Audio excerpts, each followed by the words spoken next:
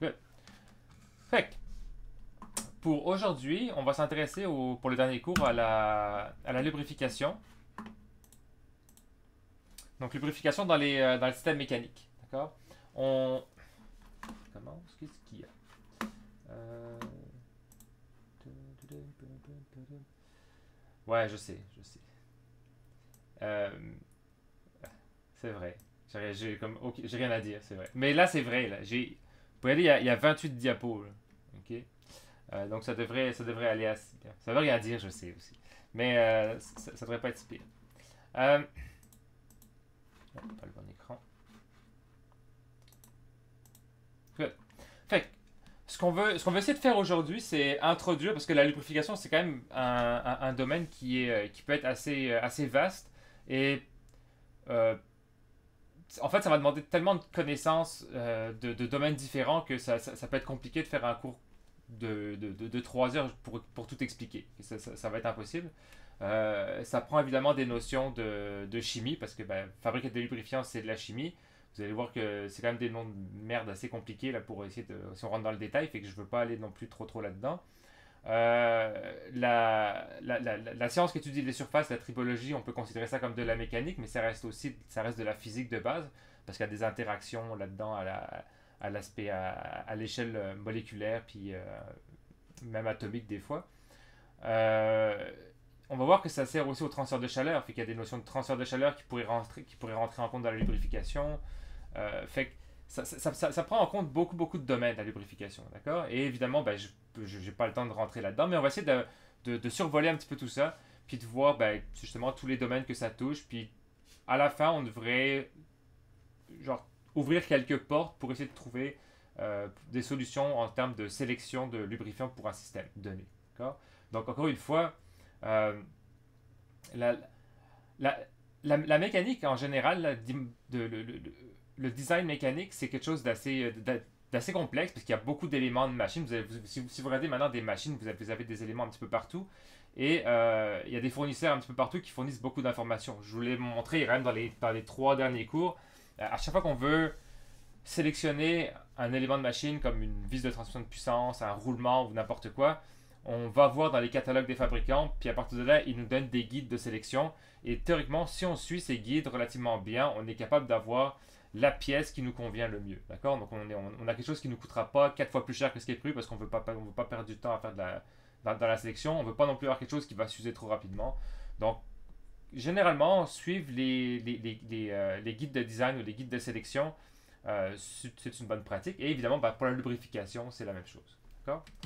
Donc, évidemment, il faut essayer de comprendre pourquoi est-ce qu'on veut lubrifier un système mécanique. Donc, à la base, le problème est venu à cause d'un... Ah, en passant, je l'ai pas dit, ça va être important quand même.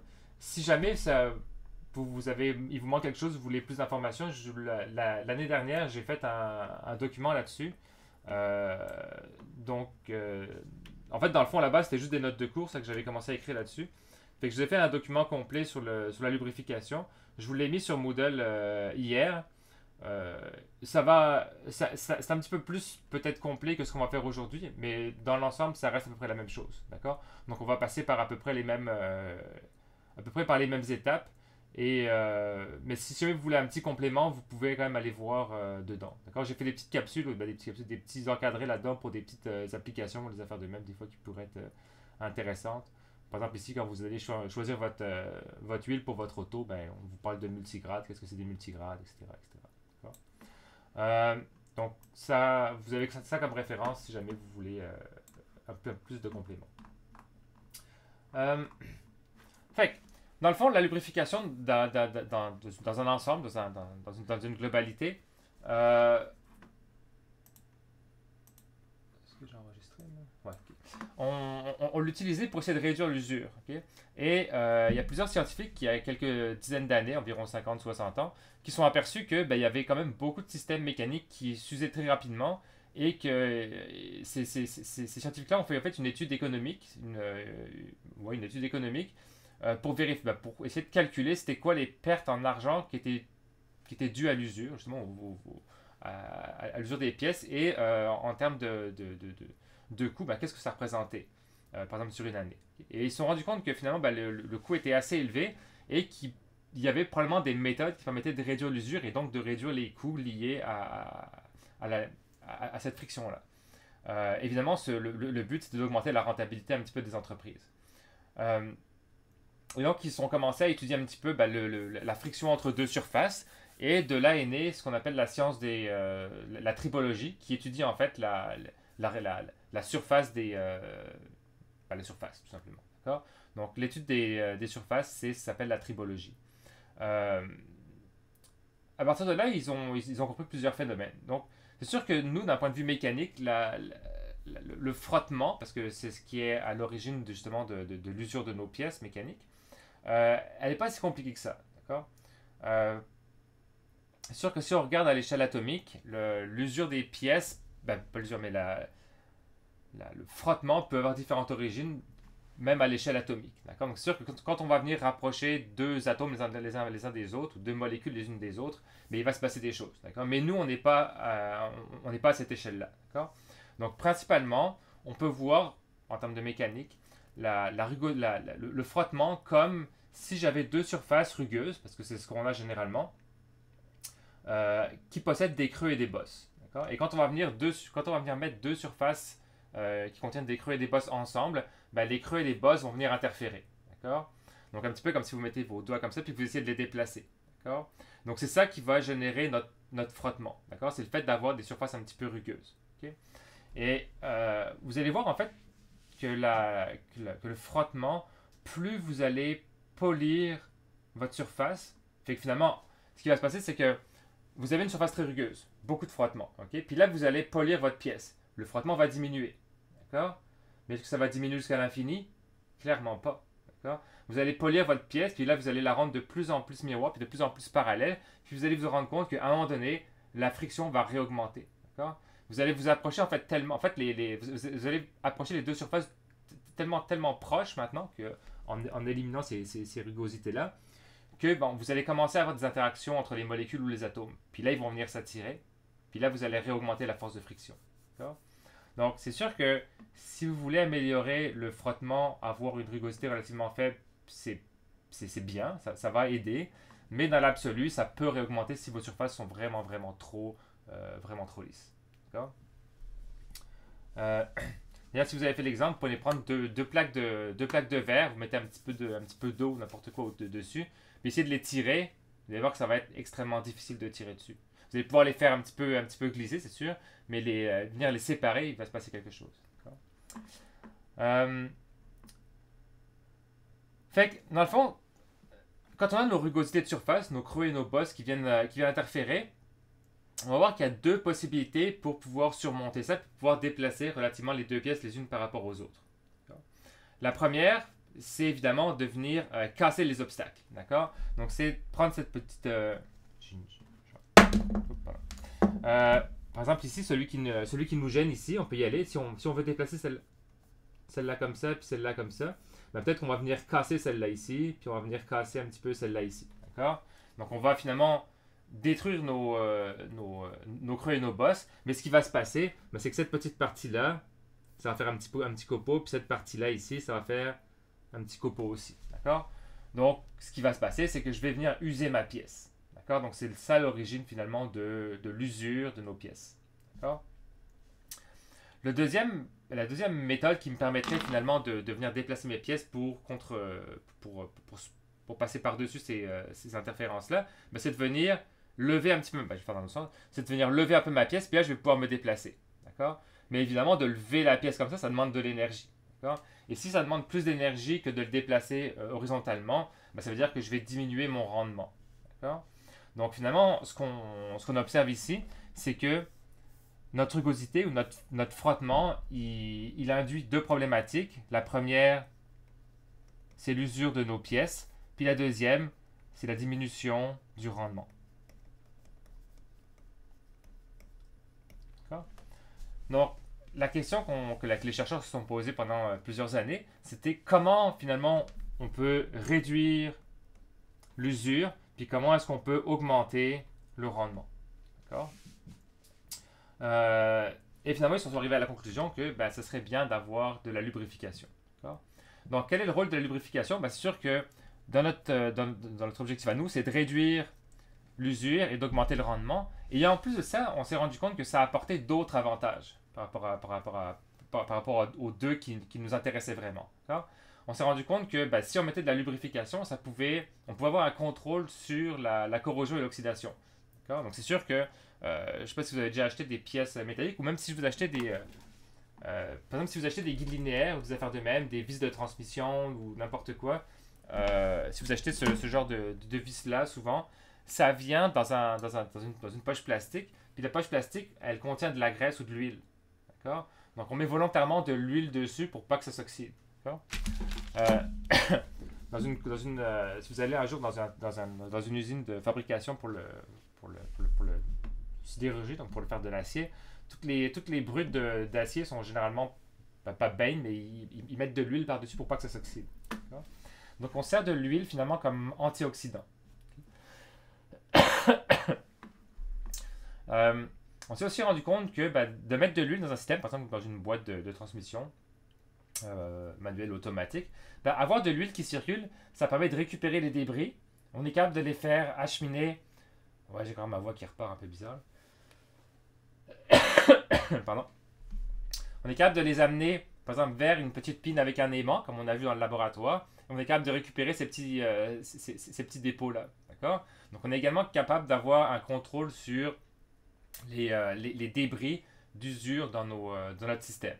D'accord? On est capable de la contrôler puis de nettoyer régulièrement ça. Notamment avec un filtre à particules ou avec un aimant. Et en plus, dernier point, c'est qu'on on s'est rendu compte initialement que l'huile était capable de transporter une certaine quantité de chaleur. D'accord? Et ça, en plus de s'en rendre compte, on s'en est servi. Et on s'en est servi justement pour aller dissiper un petit peu la chaleur. C'est-à-dire qu'on est capable de venir prendre de la chaleur au niveau d'un système, de venir l'absorber à travers l'huile et de venir l'échanger un petit peu plus loin pour la redonner pour la faire sortir de notre système et de faire recirculer l'huile un petit peu plus froide.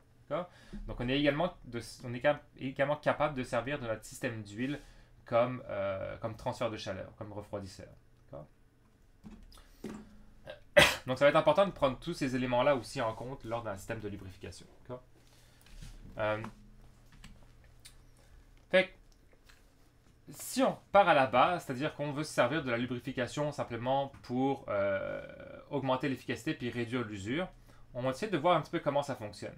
Fait que, il existe différents types de lubrifiants. On va le voir à travers les différentes diapositives qui vont suivre.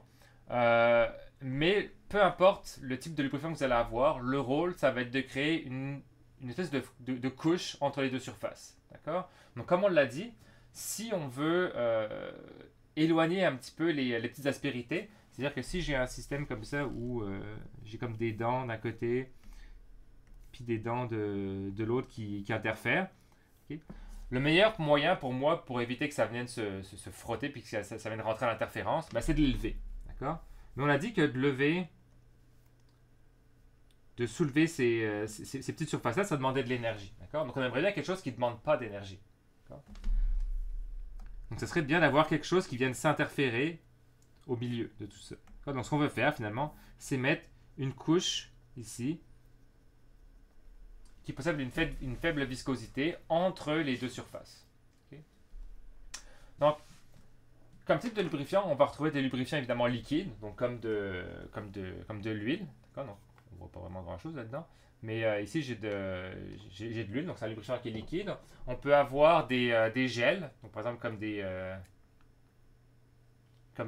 graisses, un petit peu dégueu, comme ça. Fait qu'évidemment, on a différentes sortes d'huile et puis de graisse, etc. Donc là, j'en ai une pour les engrenages. On peut avoir des graisses au lithium, etc. Donc on a plein de sortes différentes. On peut avoir des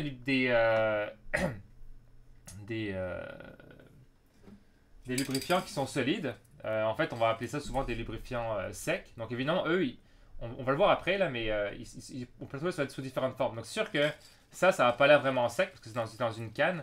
Mais dry lube. On verra que dedans, en fait, c'est comme un aérosol. C'est comme un déodorant. Je ne vais pas le mettre sous les bras. Mais c'est comme c'est ça. Donc les particules sont contenues dans l'aérosol, puis ça va venir les déposer, puis ça va former une couche solide. D'accord? Euh, et évidemment, ils peuvent être sous la forme gazeuse. Donc là, on en a un petit peu parlé la dernière fois qu'on avait fait quand on avait fait les guides linéaires. On peut mettre par exemple de l'air sous pression, ou un gaz sous pression pour venir lever une surface. Donc ça aurait le même effet. Évidemment, dans ce cas-là, la viscosité est beaucoup plus faible. Donc ça va demander des pressions un petit peu plus élevées pour pouvoir supporter les charges. Mais dans ce cas-là, c'est sûr que l'aspect rentabilité risque de pas être là parce qu'il faut demander, il faut de l'énergie pour pouvoir amener ce gaz-là sous pression. Okay? Donc, pour pouvoir définir un petit peu les modes de lubrification, donc en fait de combien est-ce qu'on a levé nos surfaces, on introduit cette notion qui s'appelle l'épaisseur spécifique de lubrification. Donc ce lambda ici. Et lui, en fait, il définit le rapport entre l'épaisseur de lubrifiant, donc l'épaisseur du film de lubrifiant qu'on va avoir, par rapport à la hauteur des imperfections, donc la rugosité.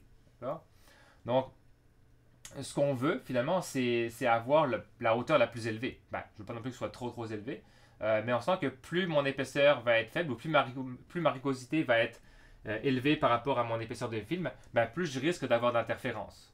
D'accord? Donc, ce qu'on veut, c'est avoir un lambda qui est généralement grand. D'accord? Donc, on ne veut pas vraiment calculer ici ce lambda-là. Ce qu'on veut juste montrer, je vais le montrer après, c'est évaluer en fonction du lambda quels peuvent être les modes de lubrification.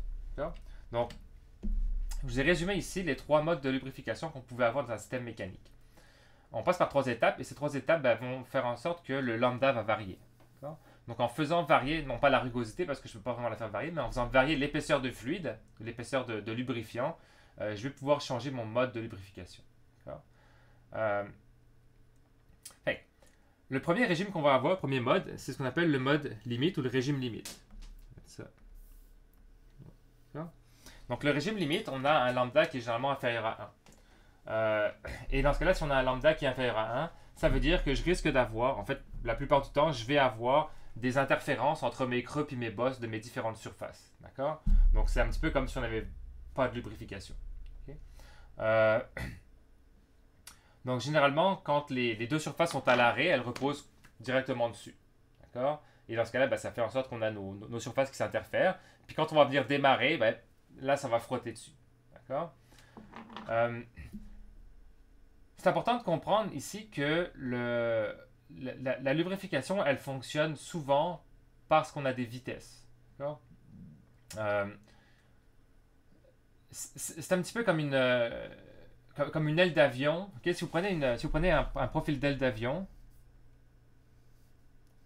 okay, dans l'air, okay? Si vous prenez cette... donc c'est la même chose. Okay? Nous, ce qu'on veut, c'est lever une des surfaces dans un fluide. Okay? Puis une aile d'avion, c'est une surface dans un fluide qui est l'air. Et on veut la lever. Cette surface qui est ici, si vous êtes à une vitesse nulle, elle ne peut pas lever. D'accord? Donc, c'est-à-dire que toute la masse de l'avion va reposer sur le sol. Peu importe la viscosité de votre lubrifiant ou de votre air ici. D'accord? Évidemment, dans cette analogie-là, on va négliger la gravité ou la force de gravité.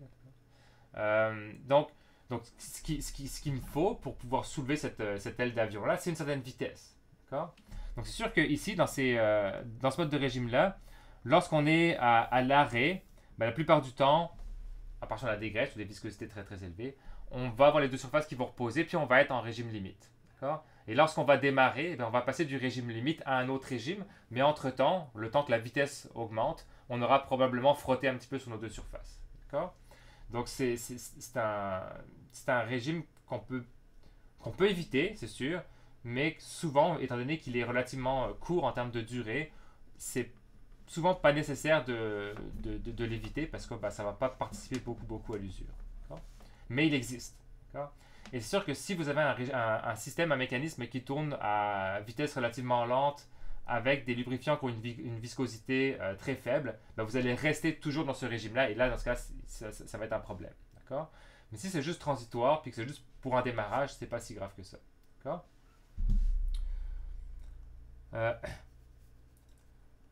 Une fois que la vitesse a un petit peu augmenté, on peut passer dans ce qu'on appelle un régime mixte. D'accord? Un régime mixte, c'est que dans la majorité du temps, on va avoir séparé assez nos surfaces pour qu'elles n'interfèrent pas, mais de temps en temps, on va avoir quelques pics par-ci par-là qui vont venir interférer. D'accord?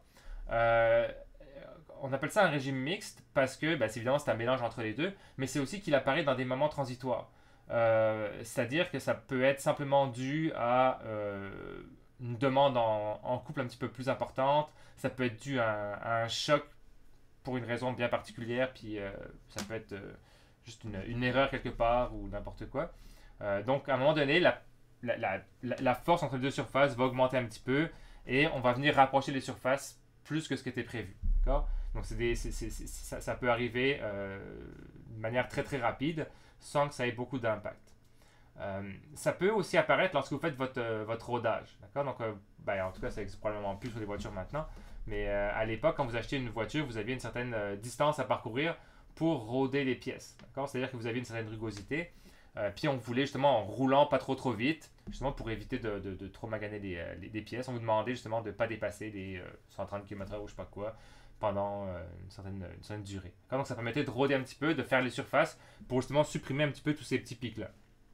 Et pour que l'huile qui était présente dans le système fasse, fasse sa job. D'accord? Euh, Finalement, une fois qu'on augmente encore l'épaisseur spécifique de lubrifiant, on voit qu'on est capable de séparer complètement les surfaces. D'accord? Donc il n'y a plus aucune interférence. Évidemment, c'est ce mode-là qu'on cherche à obtenir. Donc quand les lambda, quand les épaisseurs de lubrifiant spécifiques sont supérieures à 2, souvent on considère que là on est dans un régime hydrodynamique euh, et donc les surfaces vont plus se toucher. D'accord? C'est évidemment ce mode-là qu'on va vouloir aller chercher. Ok? Donc, on se rend compte d'une une chose assez directe, c'est que c'est que la lubrification ou l'efficacité de la lubrification va dépendre d'un paramètre assez simple, c'est la viscosité de notre fluide. D'accord? On va en reparler un petit peu, on va reparler après de la viscosité, de voir ce que ça représente comme propriété. Mais d'une manière générale, vous avez tous en tête visuellement ce que c'est la viscosité. D'accord? Quand vous prenez de l'eau puis d'un côté de l'huile, ben, vous voyez la différence de viscosité. D'accord? Puis on décrira un petit peu plus en détail après. Euh, fait que, d'un point de vue général, on vient de dire ici que ben, plus l'épaisseur de fluide était importante, plus l'épaisseur spécifique de lubrifiant était importante, plus ça nous permettait de séparer et donc on était capable finalement de limiter l'usure. Puis si on limite l'usure, on augmente la durée de vie. D'accord? Donc c'est ce que représente ce diagramme à gauche ici. D'accord? Plus je veux augmenter mon lambda, mon épaisseur spécifique, plus ma durée de vie ici va augmenter. D'accord? Puis on va arriver à un moment donné, environ quelque part par 2 ici, on voit que la durée de vie n'a plus vraiment d'augmentation. D'accord? Donc c'est sûr qu'on aurait tendance à vouloir augmenter le lambda le plus possible, mais on se rend compte aussi que ben, pour pouvoir augmenter cette surface-là, il va falloir augmenter la viscosité de notre fluide. D'accord? Et là, il va y avoir un deuxième problème, c'est que plus la viscosité augmente, plus ça demande de l'énergie pour pouvoir séparer les surfaces. D'accord? Si vous prenez de l'huile entre les mains puis que vous venez frotter, ben, c'est pas la même chose que si vous prenez du beurre de peanut puis que vous le mettez entre vos mains puis que vous voulez frotter. D'accord? Je ne vous conseille pas de le faire comme expérience, ça a l'air assez dégueulasse. Mais vous imaginez bien ce que ça va donner. D'accord? Donc de l'huile, ça va être facile à glisser, puis du beurre de peanut, ben, ça va demander un petit peu plus d'énergie. D'accord?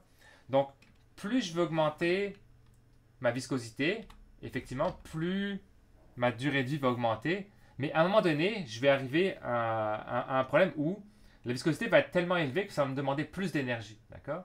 Donc, ici, on a représenté le coefficient de friction entre les deux surfaces qui va évidemment augmenter avec la viscosité. D'accord? Donc, initialement, quand je suis dans le régime 1, j'ai des interférences. D'accord? Donc, j'ai mes pics qui rentrent les uns avec les autres. Donc, j'ai beaucoup de frottement. D'accord? Donc, ma friction ici est élevée. On passe en régime mixte, on commence à lever un petit peu, donc évidemment, ma viscosité, ma friction ici diminue. D'accord? Elle diminue, elle atteint un minimum ici. D'accord? Et on voit qu'elle atteint un minimum, évidemment, dans le régime mixte. Okay? Donc un petit peu avant 2. Mais le problème, c'est qu'avant 2, moi, je suis quelque part par là. en termes de durée de vie. D'accord? Donc évidemment, ça c'est une courbe arbitraire. Là. On pourrait très bien être un petit peu plus proche ou un petit peu plus loin. Là. Mais ce qu'il faut faire attention, c'est que le minimum qu'on va avoir en termes de friction, ou évidemment d'efficacité, peut très bien arriver dans un domaine où on va avoir une usure qui va être plus élevée. D'accord? Donc ce qu'il faut faire, ce qu'il faut prendre en compte, finalement, c'est les deux paramètres. D'accord? Il faut prendre en compte la durée de vie qu'on va obtenir et l'efficacité qu'on va obtenir. D'accord? Plus j'augmente ma viscosité, plus je vais avoir tendance à augmenter ma durée de vie, mais plus je vais avoir tendance à diminuer mon efficacité. D'accord? Donc ce qu'on veut finalement, c'est se placer quelque part par là. D'accord? Juste au début du régime hydrodynamique. D'accord? Et on ne veut pas non plus aller trop loin, parce que si on commence à augmenter la viscosité, oui, effectivement, on voit qu'on a peut-être une petite augmentation, mais ça vaut vraiment pas grand-chose. C'est presque un plateau. Là. Mais par contre, on va réduire de beaucoup l'efficacité, parce que la friction va augmenter. D'accord? Donc, la meilleure solution, c'est pas nécessairement l'huile ou le lubrifiant le plus visqueux. D'accord? Donc, il y a un compromis à faire entre quelque chose de visqueux, quelque chose de pas trop visqueux. D'accord? Donc, c'est pour ça que la sélection d'une huile ou d'une graisse va être importante. Okay? Fait que, tout ça pour introduire le fait que une propriété qui va être très importante, ça va être la viscosité. Puis ça va être en fait un des paramètres les plus importants dans le choix d'un lubrifiant. Fait que, comme on l'a dit, des lubrifiants, on en retrouve sous différentes formes. On avait vu des lubrifiants secs, comme par exemple ici le Dry Lube au téflon. Lui. Non? Je pense. Ouais, téflon. Okay. Fait que généralement des fines particules qui sont dispersées dans un aérosol.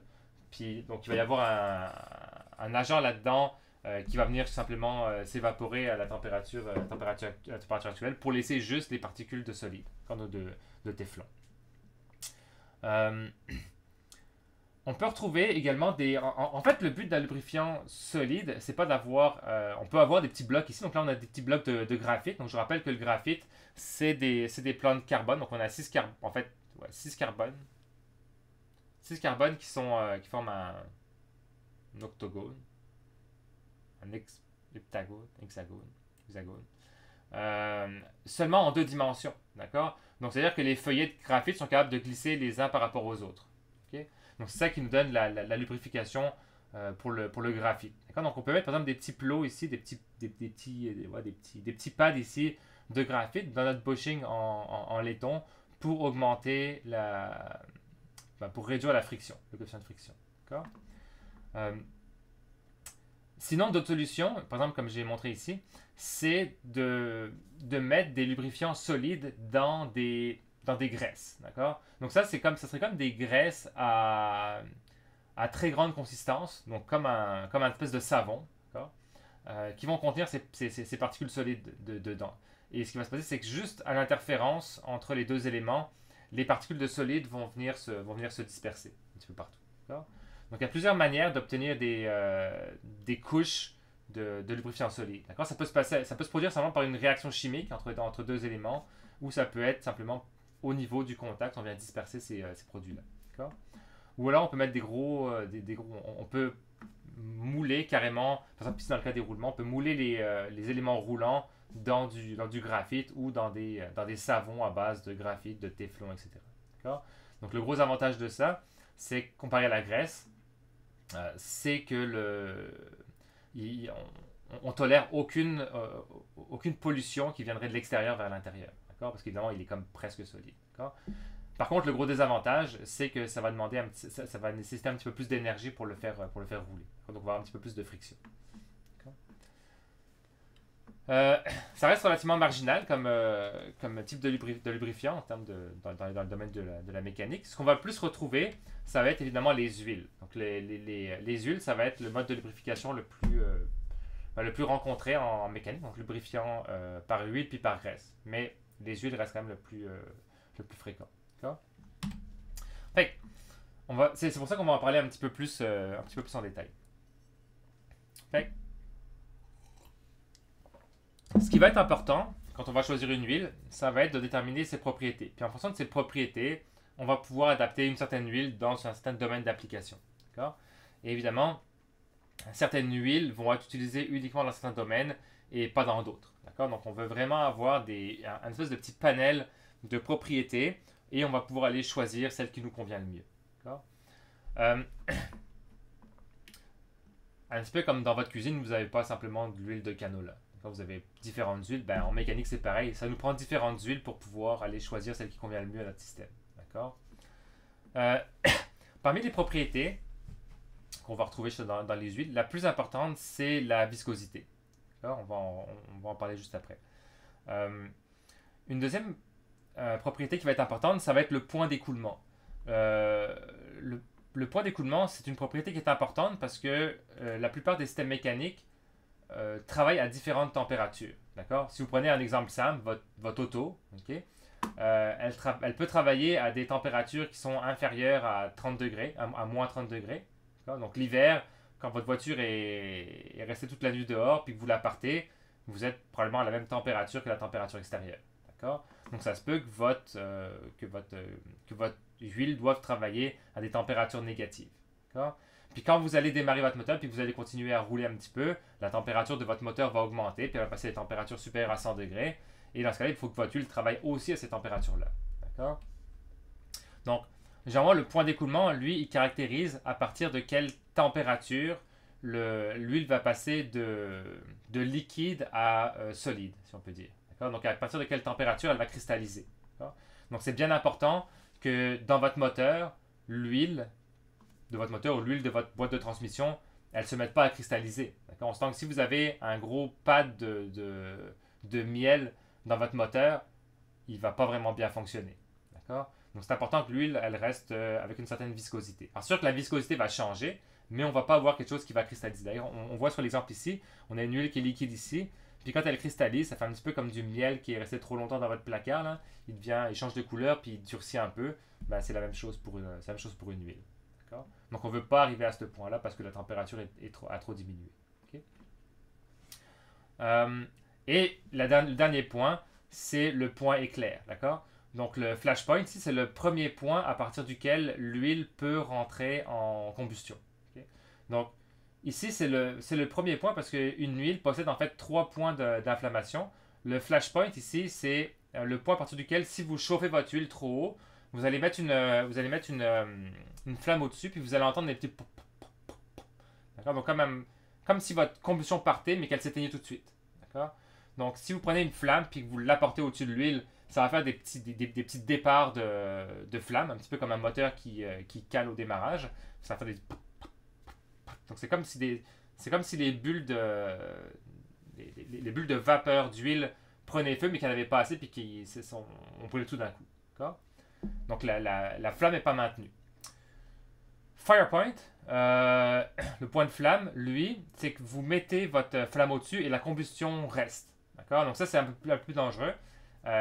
Si vous avez un jour cuisiné puis que vous avez oublié votre poêle à frire, ça va peut-être plus se produire, mais en même temps, c'est assez rare parce que c'est assez rare que vous fassiez flamber votre huile. Vous pouvez flamber du cognac peut-être, mais de l'huile, c'est un petit peu plus rare. D'accord? Mais évidemment, c'est ce qui arriverait si vous voulez faire flamber de l'alcool. D'accord? Donc, quand vous faites flamber de l'alcool, il faut que vous arriviez au point de flamme pour pouvoir faire ça. Si vous arrivez au flashpoint, vous allez juste... vous allez peut-être fait ça aussi. Là. Vous mettez votre flamme, puis ça fait juste des petits poufs, mais si vous l'enlevez, ça part pas. C'est que vous n'êtes pas assez chaud. Si vous augmentez encore la température, vous mettez votre flamme, là, ça part en feu. Okay? Et le dernier, le auto-ignition temperature, c'est la température d'auto-inflammation. Elle, c'est-à-dire que vous allez laisser votre poêle à frire avec votre huile dedans. Vous partez faire votre 10 km. Puis quand vous revenez, vous avez votre poêle à frire qui est en feu. D'accord? Parce que elle part en flamme toute seule. D'accord? Donc là, c'est un petit peu plus dangereux. D'accord? Donc nous, ce qu'on veut évidemment, c'est avoir une huile qui a souvent un point éclair relativement élevé. D'accord? Donc on ne veut pas que si vous travaillez à haute température dans votre moteur, que si jamais il y a une petite étincelle qui arrive, que ça prenne feu. D'accord? Vous ne voulez pas ça. Et vous ne voulez surtout pas évaporer votre huile parce que c'est là que ça commence à apparaître. D'accord? Donc, évidemment, on ne peut pas avoir le meilleur des mondes. D'accord? Donc c'est sûr que avoir un point d'écoulement relativement bas puis un point éclair relativement haut, c'est sûr que ça existe, mais ça veut dire que ça va coûter cher. D'accord? Donc, c'est pour ça qu'on va avoir des huiles qui vont avoir différentes points éclairs. Par exemple, une huile va avoir un point d'écoulement relativement bas pour pouvoir travailler à basse température. Par contre, elle n'est pas faite pour travailler à haute température, puis inversement. D'accord? Mais il existe des huiles qui sont très très polyvalentes, mais qui coûtent évidemment plus cher, puis on va en parler un petit peu plus tard. Okay? Donc c'est tout pour les deux là. Pour la viscosité, c'est une propriété qui est vraiment plus importante. D'accord? Comment est-ce qu'on définit la viscosité? Ben, je m'amuse vraiment à faire ça. Okay. Quand on prend deux surfaces, ici, puis qu'on met un fluide qui est visqueux à l'intérieur, donc en fait n'importe quel fluide, on met un fluide au milieu. Okay? Vous avez probablement vu déjà fait ça avec une goutte d'eau. D'accord? Puis si vous séparez vos doigts avec une goutte d'eau dedans, ben elle va essayer de suivre votre doigt. D'accord? Et ça implique que la vitesse du fluide à cet endroit-là, c'est la même que celle de la surface. D'accord? Donc si j'ai une vitesse V0 puis une vitesse V1 au-dessus, ben ça veut dire que chaque partie du fluide va avoir la vitesse qui est va avoir la même vitesse que la surface avec laquelle elle est en contact. D'accord? Je sais pas si je peux faire ça. Ça va être dégueulasse à mon avis. Je fais quelque chose pour me nettoyer.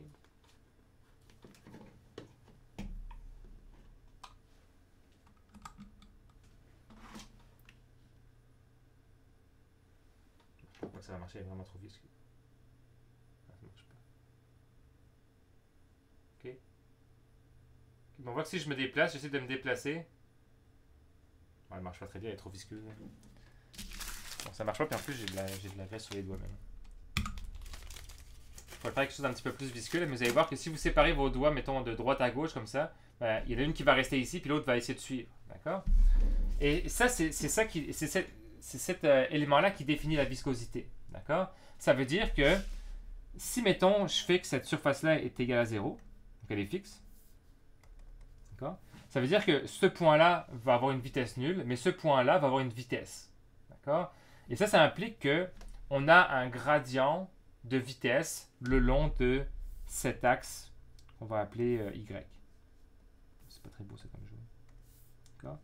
Donc si je définis cet axe-là comme étant l'axe des Y, ben, ça implique que je vais avoir un gradient de vitesse le long de cet axe-là. D'accord? Donc je pourrais représenter ma viscosité comme étant une espèce de pente comme ça. D'accord? Ça va représenter mon gradient de vitesse. Okay? Donc, on peut définir la viscosité de cette manière-là. La viscosité dynamique va être définie comme étant la variation de vitesse en fonction de l'axe des Y. D'accord? Et plus je vais être capable de prendre mes doigts puis de le déplacer sans que mon fluide s'en aille, ben plus ma viscosité va être élevée. D'accord? Donc plus je suis capable d'avoir un grand gradient, plus ma viscosité est élevée. D'accord? Par exemple, si vous prenez de l'huile ici, puis vous prenez de la pâte à dents ici. Bon, c'est pas vraiment un fluide newtonien, ça, la pâte à dents, mais c'est pas très grave. Vous allez voir la différence. D'accord? Donc la pâte à dents va pouvoir suivre votre doigt un petit peu plus longtemps que l'huile. D'accord? Parce que sa viscosité est plus grande. Donc on est capable de créer un plus grand gradient de vitesse. D'accord? C'est important de comprendre, comme on l'a vu juste avant, que la viscosité, elle dépend de la température. D'accord? Donc c'est pour ça que nous, ce qu'on préfère en mécanique, c'est exprimer la viscosité non pas de manière dynamique, mais plutôt de manière cinématique. C'est-à-dire qu'on va plutôt diviser ça par sa propre masse volumique. D'accord? Donc ce qu'on fait, c'est qu'on peut mesurer l'écoulement d'un fluide pour déterminer la viscosité dynamique, et ensuite on divise par la masse volumique pour obtenir la viscosité cinématique. D'accord? Et c'est cette viscosité cinématique-là qui va être définie, qui va servir comme référence pour tous les lubrifiants. D'accord? On l'exprime généralement, cette viscosité-là, dans deux unités, dépendamment où on se trouve dans le monde. Donc, pour les fabricants américains, on parle en Sabelt Universal Second. En fait, c'est assez rare qu'on ait besoin d'utiliser ça. Mais la majorité du reste du monde va utiliser le centi-Stokes. Donc des CST, qui sont en fait des millimètres carrés par seconde. Donc en fait, on regarde le temps que ça a pris à un fluide de s'écouler à travers un certain capillaire d'une certaine surface. D'accord? Un peu plus visuel cette méthode-là. Okay? Fait que, quand vous allez choisir une huile, la première chose que vous allez regarder, c'est sa viscosité. D'accord? Il existe différentes classifications. La plus répandue, c'est la classification ISO, qui définit ce qu'on appelle le grade de viscosité, le viscosity grade ici. D'accord? Donc c'est pour ça qu'on parle de ISO VG, donc des ISO viscosity grade. D'accord? Elle définit en fait la viscosité cinématique, donc le nu qui est ici, à 40 degrés Celsius. D'accord? Évidemment, après, il y aura moyen de retrouver la viscosité à des températures qui nous intéressent, mais toutes les viscosités, les grades de viscosité sont définis à 40 degrés. 40 degrés Celsius, exprimés en centistokes. Okay? Donc, par exemple, ici, si je prends cette huile de turbine-là, elle est ISO VG32, ça veut dire qu'elle a une viscosité de 32 centistokes à 40 degrés Celsius. Évidemment, si je me place à 100 degrés Celsius, elle va avoir une viscosité pas mal moins élevée. Et si je me place à 0 degrés Celsius, la viscosité va être plus élevée.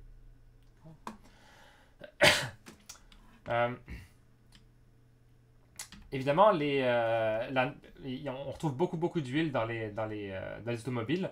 Donc c'est pour ça que la norme SAE, donc Society of Automobile Engineers, a créé sa propre norme pour sa propre classification pour les huiles. D'accord? Elle, c'est un nombre un petit peu plus arbitraire. Il n'y a pas vraiment d'unité mis derrière tout ça. Elle l'exprime en tant que SAE-VG, donc c'est toujours un viscosity grade, mais avec des valeurs à elle. D'accord? Ce qui est intéressant avec la SAE, c'est qu'eux, ils ont mis au point des grades d'huile qu'on appelle multigrade. Okay? Par exemple, je pourrais en parler un petit peu après, là, vous pourrez lire la petite capsule que j'avais fait, là. Mais dans un moteur, le problème, c'est comme je l'ai dit tout à l'heure, on peut travailler à froid, donc quand le moteur n'est pas allumé puis qu'il s'est traîné en hiver, puis il peut monter des températures un petit peu plus élevées quand c'est, par exemple, l'été puis qu'on est à chaud. C'est sûr qu'on veut pas avoir à changer l'huile entre l'été et l'hiver. On fait plus ça depuis pas mal longtemps. Parce que justement, maintenant, on a mis au point des huiles multigrades. Donc, souvent, les huiles que vous allez acheter pour votre auto, ça va être des choses du genre des 0W30 ou des 5W30, etc. D'accord? Elles sont multigrades parce qu'elles, en fait, elles sont basées sur deux viscosités différentes. Okay? Donc, c'est comme si je prenais deux huiles, d'accord? Deux huiles qui ont des viscosités différentes. Donc, elles varient de la même manière en fonction de la température. C'est pour ça qu'elles sont parallèles, les deux. Mais elles ont des viscosités différentes, donc elles sont un petit peu décalées. D'accord? Et c'est comme si on fabriquait une huile, donc en achetant des additifs, pour tracer une droite entre les deux. D'accord? Donc, c'est-à-dire qu'on est capable d'aplatir un petit peu cette courbe de viscosité-là, ou d'indice de viscosité. Okay? Ce qui fait en sorte que des huiles multigrades vont avoir une plus faible variation de viscosité en fonction de la température. Okay? Et ça, c'est intéressant, parce que ça veut dire qu'entre, mettons, 0 degré puis 75 degrés, elles vont avoir à peu près la même viscosité. Comparé à si j'avais pris une 30, qui aurait une viscosité plus élevée, oui, mais qui aurait beaucoup plus varié. D'accord? Donc, c'est là le gros avantage des huiles multigrades, c'est justement de réduire la variation. Et ça, c'est un point qui va être important, qu'on va parler juste après aussi. Ils ont également défini les grades Winter. Donc, si vous voyez par exemple des huiles ici qui sont W, on a ajouté des additifs justement pour augmenter la viscosité à froid, à basse température. D'accord? Donc, le W, c'est pour Winter. Et finalement, dans les engrenages aussi, on retrouve beaucoup d'huile et puis de graisse, en tout cas de lubrifiants. C'est pour ça que l'AGMA, donc l'Association of Gear Manufacturers of America, ont aussi créé leur propre classification. Okay? Donc c'est sûr que tout le monde veut créer sa propre classification, mais en vrai, on est capable de tout recouper. D'accord? Donc si je vous ai mis un petit tableau qui montre les similitudes entre les différents grades. D'accord? Donc, par exemple, si j'avais une ISO VG32, ben, je vois que cette ISO VG32 qui est ici, elle correspondrait à, par exemple, une 10W pour la SAE pour les moteurs, ou une 75W si j'avais à la mettre dans ma boîte de transmission. D'accord? Puis elle n'existerait pas avec pour les engrenages, parce que c'est quand même assez visqueux ça pour des engrenages. D'accord? Et assez fluide pour des engrenages. D'accord? Donc, on a toutes les petites similitudes. D'accord? Donc, si je prends une SAE 50 pour moteur, ben, ça va correspondre, par exemple, à une ISO 220. D'accord? Puis là, on vous met évidemment les unités. Donc, en Sothistok à 40 degrés Celsius. Donc, théoriquement, ça correspond à, ici, la norme ISO. Parce que la norme ISO, elle donne la viscosité en centistoke à 40 degrés Celsius. Évidemment, la viscosité va diminuer si j'augmente ma température, par exemple à 100 degrés ici.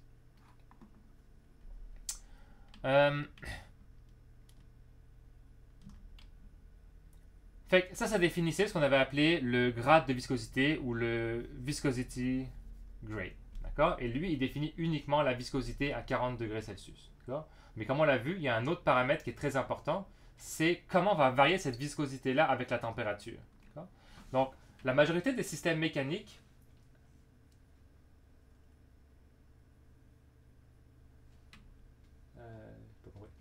les systèmes mécaniques varient en température. D'accord? Peu importe que la raison, mais ça peut être la friction. On s'entend que deux gears qui frottent ensemble vont générer de la chaleur, fait que la température va augmenter. Ça peut être que vous êtes dans une chambre de combustion parce que vous êtes dans un moteur pour les automobiles. Dans un compresseur, vous allez avoir une compression, ça va augmenter la température, etc. etc. Ça peut être dû aux variations extérieures, comme entre l'été et l'hiver. Okay? Donc, c'est important que quand on cherche une viscosité, on essaie de la garder pour une plage de température qui correspond à la plage d'utilisation de notre système. C'est pour ça qu'on a mis au point ou implémenté ce qu'on appelle l'indice de viscosité.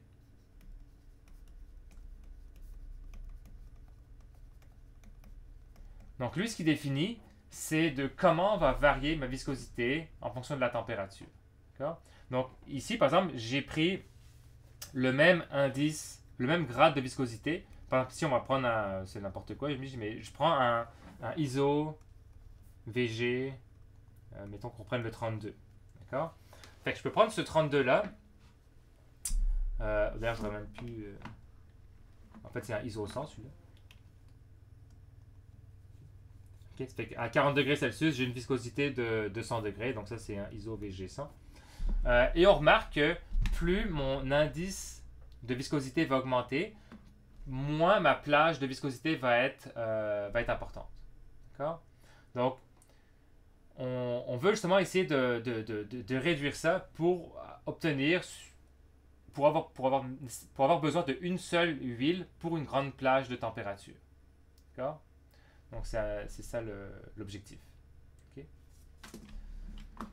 Donc, c'est pour ça qu'on définit différents grades ici d'indices de viscosité en fonction de leur indice de viscosité. Donc ça, c'est deux paramètres qui vont être importants quand on va sélectionner notre huile. Okay?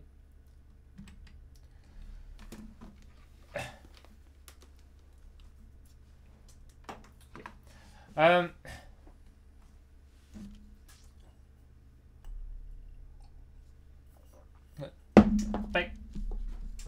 Maintenant qu'on a défini nos propriétés pour notre huile, il faut essayer de voir comment est-ce qu'on peut obtenir ces différences-là, d'accord? Comment est-ce que je peux avoir une huile qui a une faible viscosité, puis une huile qui a une grande viscosité, ou une huile qui a un point éclair qui est très élevé versus une huile qui a un point éclair ou un point d'écoulement relativement bas. D'accord? Donc, des huiles, on est capable de les produire à partir de pas mal de sources. Puis ces sources-là, elles vont justement impacter sur les propriétés des huiles. Okay? Donc, ce qu'on va retrouver comme origine, on peut déjà les classer en trois familles. La première, la plus utilisée, ça va être les huiles de base minérale. D'accord? Donc, minérales, elles, on les trouve dans tout ce qui est produits pétroliers. D'accord? Pétroliers de base. Okay? Donc, on prend généralement ce qui est en bas de la colonne de distillation, ben, pas en bas, mais ce qui est dans la partie relativement basse euh, de notre colonne de distillation. Ok. Et à partir de là, dépendamment de l'origine de notre pétrole, on va avoir, ça va nous donner différentes huiles. Ok. La première, c'est des huiles naphthéniques, donc qui sont issues à partir du naphta, donc en fait à peu près la même chose que ce que vous avez pour fabriquer vos plastiques en fait, de mémoire. Euh, elles vont avoir des indices de viscosité ou des viscosité index qui vont être quand même relativement bas. D'accord. Donc, on va pas pouvoir obtenir des grandes plages de variation. Euh, eux, ils vont. Je peux dire, ils vont pas. Ils contiennent pas beaucoup de cire. Ok. Donc, toutes les. La, la, la plupart des huiles de base minérale vont contenir de la cire. Ok. Et c'est la cire qui va faire en sorte que, à basse température, ça va figer. Ça va cristalliser. Ok. Donc, d'avoir peu de cire dans notre huile, ça fait en sorte qu'on va pouvoir obtenir un point d'écoulement qui est relativement bas. D'accord. Donc, ces huiles-là, elles peuvent travailler à basse température.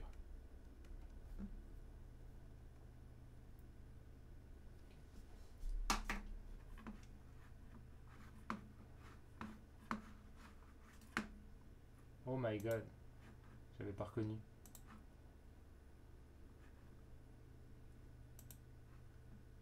Je vais prendre un moment. Je prends un screenshot. Donc, pas ce qu'il dit qu'il est rasé en plus. Euh, euh, Puis elle possède évidemment d'autres propriétés intéressantes, mais ça c'est les deux c'est les deux plus intéressants, d'accord? Donc indice de viscosité relativement bas, peu de cire, donc on peut travailler à basse température. D'un autre côté, les huiles paraffiniques, elles vont avoir comme ben, un petit peu de défaut là, de contenir pas mal plus de cire. Ok. Donc on ne peut pas vraiment les utiliser pour travailler à basse température. Par contre, elles vont avoir des indices de viscosité qui vont être élevés, pas mal plus élevés. D'accord. Euh,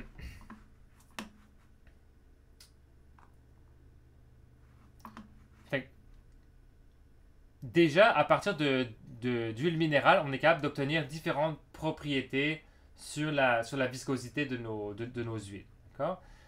C'est sûr que ça limitait un petit peu les possibilités. C'est pour ça que les ingénieurs chimiques ont décidé de synthétiser leur propre huile à partir de molécules relativement petites. Donc on vient polymériser, un petit peu comme on va faire en matière plastique. En fait, c'est des matières plastiques, presque. Euh, donc ce qu'on fait, c'est qu'on prend des petites molécules comme de l'éthanol, puis on vient les combiner. C'est ça un petit peu leur rôle aux ingénieurs chimiques. C'est comme des blocs Lego, là, mais pour des molécules. Donc ils viennent assembler leurs petites molécules pour former des molécules synthétiques d'huile. D'accord. Donc maintenant, c'est sûr que ça devient de plus en plus répandu dans vos automobiles d'avoir des huiles synthétiques parce qu'on est capable d'aller chercher des propriétés vraiment, vraiment particulières. D'accord. Donc on retrouve différents types. Parmi les huiles synthétiques qui sont généralement plus chères que les huiles minérales, on retrouve les moins chères. Donc les PAO qui sont des polyalkènes, non, pardon, des polyalpha oléfines. Bon, je ne sais pas ce que ça veut dire là. Non, pas compliqué. Fait elles vont avoir des indices de viscosité pas mal plus élevés, donc des indices de viscosité encore plus élevés que les huiles paraffiniques. D'accord. Donc des VI encore plus élevés. D'accord. Si on veut encore augmenter ça, augmenter les propriétés, on peut aller vers des PAG qui sont des polyalcènes glycols, des affaires de même. Donc, plus on va aller vers là, plus la viscosité, plus l'indice de viscosité va augmenter. Donc, on a des huiles de plus en plus performantes, de plus en plus stables. Le gros avantage aussi avec les huiles de base synthétique, c'est qu'étant donné qu'on les conçoit à partir de rien, finalement, on est capable de pas mal contrôler ce qu'il y a dedans. D'accord. Donc, contrairement aux huiles de base minérale, elles vont justement pas conduire, elles vont pas contenir de sulfure ou de métaux comme des métaux comme du plomb ou des affaires de même, ou des métaux un petit peu plus lourds, du fer, etc. D'accord? Donc on est vraiment capable de contrôler leur composition et d'avoir des propriétés vraiment fine-tunées pour une application bien particulière. Elles vont être pas mal plus stables à l'oxydation, donc des huiles un petit peu plus durables. Donc oui, elles vont coûter plus cher, mais elles vont durer pas mal plus longtemps. Okay. Le, le seul gros défaut qu'on pourrait avoir avec ces huiles-là, c'est la recyclabilité, qui actuellement est vraiment pas au rendez-vous. Donc c'est des huiles qui vont être évidemment plus chères et plus polluantes. Okay. Si on y va à l'extrême et qu'on veut des huiles qui sont, c'est sûr, moins performantes, mais beaucoup plus éco-friendly, on peut aller vers des huiles de base végétale. Donc on peut faire de l'huile, vous avez vu, avec n'importe quel organisme qui contiendrait des graines. En fait, comme vous aviez vu l'année dernière quand vous avez fait vos biodiesels. Donc moi je peux faire des huiles de base avec n'importe quoi qui contient des graines. On est capable de les presser puis de récupérer l'huile qu'il y a dedans. C'est beaucoup moins répandu. Ça, évidemment, ça prend des ressources. Donc, évidemment, ça prend de prendre des champs qu'on ne peut pas convertir en nourriture. Donc, c'est un débat un peu plus éthique. Mais évidemment, ça va être pas mal plus recyclable.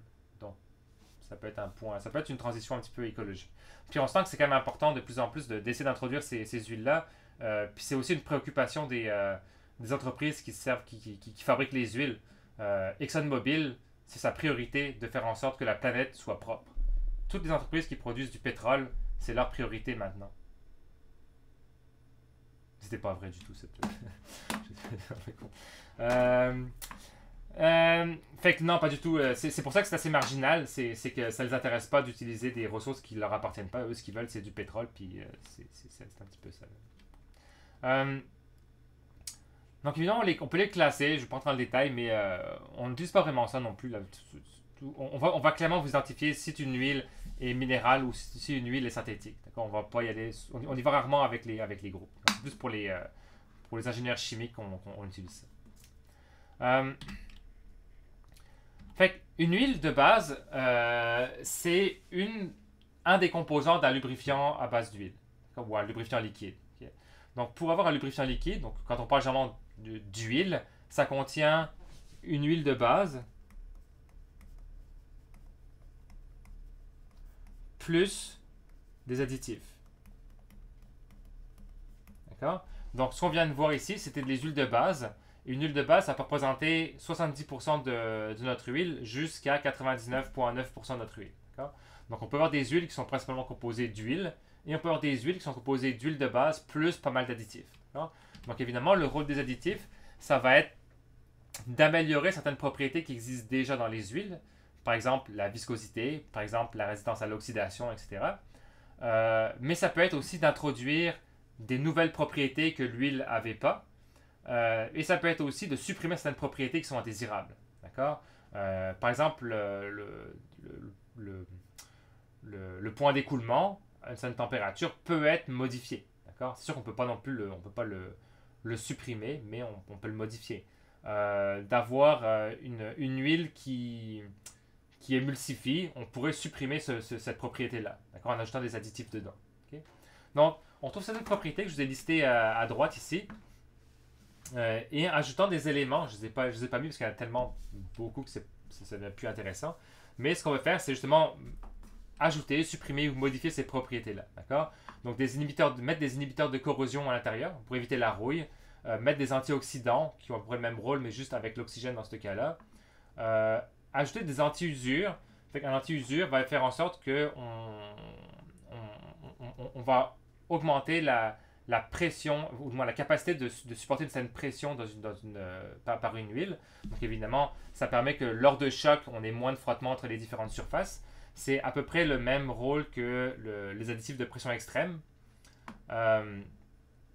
Des marqueurs ultraviolets, justement, on peut rajouter ça si on veut avoir un contrôle facile de l'usure ou de l'état de l'huile. Des modificateurs de viscosité, donc ça, c'est intéressant si jamais vous voulez avoir des huiles qui travaillent à différentes températures. Ce qu'on peut faire, c'est ajouter un composé organique, donc espèce de molécule, une espèce de polymère, une chaîne très très très longue, qui va se dilater ou se comprimer dépendamment de la température. D'accord? Donc, dépendamment de la température, en se dilatant, elle va prendre de la place. D'accord? Puis elle va faire en sorte que la viscosité va diminuer. Puis d'un autre côté, quand la température va diminuer, là, elle va se rétrécir, puis la viscosité va augmenter. D'accord? Donc ça permet de contrebalancer un petit peu les effets de changement de viscosité de l'huile. D'accord? Donc ça permet finalement d'aplatir la courbe puis de modifier l'indice de viscosité. On va avoir des détergents ou des dispersants qui vont justement limiter les dépôts. Donc si on prend les moteurs à combustion interne dans les diesels, la combustion fait des espèces de petites suies. Donc on le sait quand même que le diesel c'est pas bon, c'est une huile qu'on est en train de brûler. Donc un petit peu comme vous faites brûler de l'huile, il va y avoir un dépôt qui va se créer sur les parois de la chambre de combustion. Puis quand votre piston monte et descend, il arrive à en prendre une petite partie pour le mettre dans l'huile de lubrification. Et cette petite partie-là peut venir contaminer l'huile. Donc ce qu'on veut, c'est avoir une espèce de nettoyant là-dedans qui vient nettoyer les parois. On met ça sous la forme de petites particules, puis on vient le mettre on vient le diriger dans le filtre à huile. On peut avoir des antimoussants ou des émulsifiants, donc l'un est opposé à l'autre. Donc dans certains cas, on veut avoir de la mousse, dans d'autres cas, on veut supprimer la mousse complètement, etc. etc. Des abaisseurs de poids d'écoulement. Donc si jamais vous voulez travailler à des températures plus faibles avec votre huile, vous allez mettre des éléments qui vont empêcher l'huile de cristalliser. Donc, c'est pour ça que dans une huile de base, on peut rajouter jusqu'à environ 30% d'additifs pour modifier les propriétés.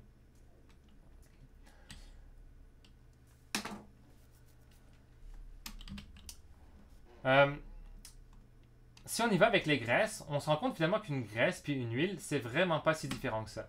Si on regarde la composition d'une graisse, on se rend compte qu'on a une huile de base qui sont les mêmes que celles qu'on a vues dans les huiles. On a des additifs qui sont les mêmes que ceux qu'on a dans les huiles.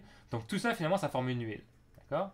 Et tout ce qui est différent par rapport à une huile, c'est qu'on rajoute un espèce d'épaississant. D'accord?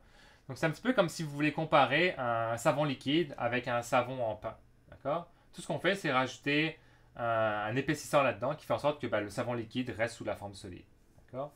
Et évidemment, on est capable de jouer sur la consistance de ce savon-là. D'accord? Donc des savons, vous êtes capable de l'avoir liquide, vous êtes capable d'avoir des trucs très très durs comme le savon de Marseille. Vous êtes capable d'avoir des savons qui sont en espèce de gel. Là, il suffit d'aller voir sur le magazine de Lush, là, puis vous allez avoir les différentes sortes de savons que vous pouvez avoir.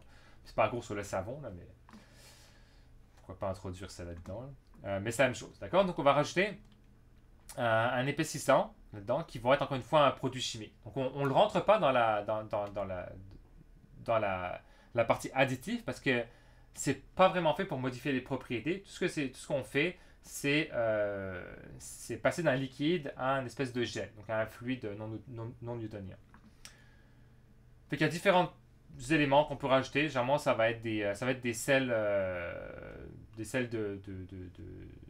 sels de lithium, ça peut être des sels d'aluminium, ça peut être des sels de calcium. Donc, c'est des produits chimiques qui vont faire en sorte qu'on va pouvoir lier tout ça un petit peu mieux que pour une huile. D'accord? Si vous avez déjà regardé ou joué avec des graisses, ce qui est quand même assez rare généralement, mais vous êtes probablement rendu compte que les graisses ont différentes couleurs. D'accord? Donc il y en a qui ont cette couleur-là, donc moi je pense que j'ai la même couleur que la deuxième. Je vais l'ouvrir. Okay. D'accord? Donc on a par exemple cette petite couleur-là. Okay? Ou certaines graisses ont d'autres couleurs, comme par exemple ici, elle est blanche. D'accord?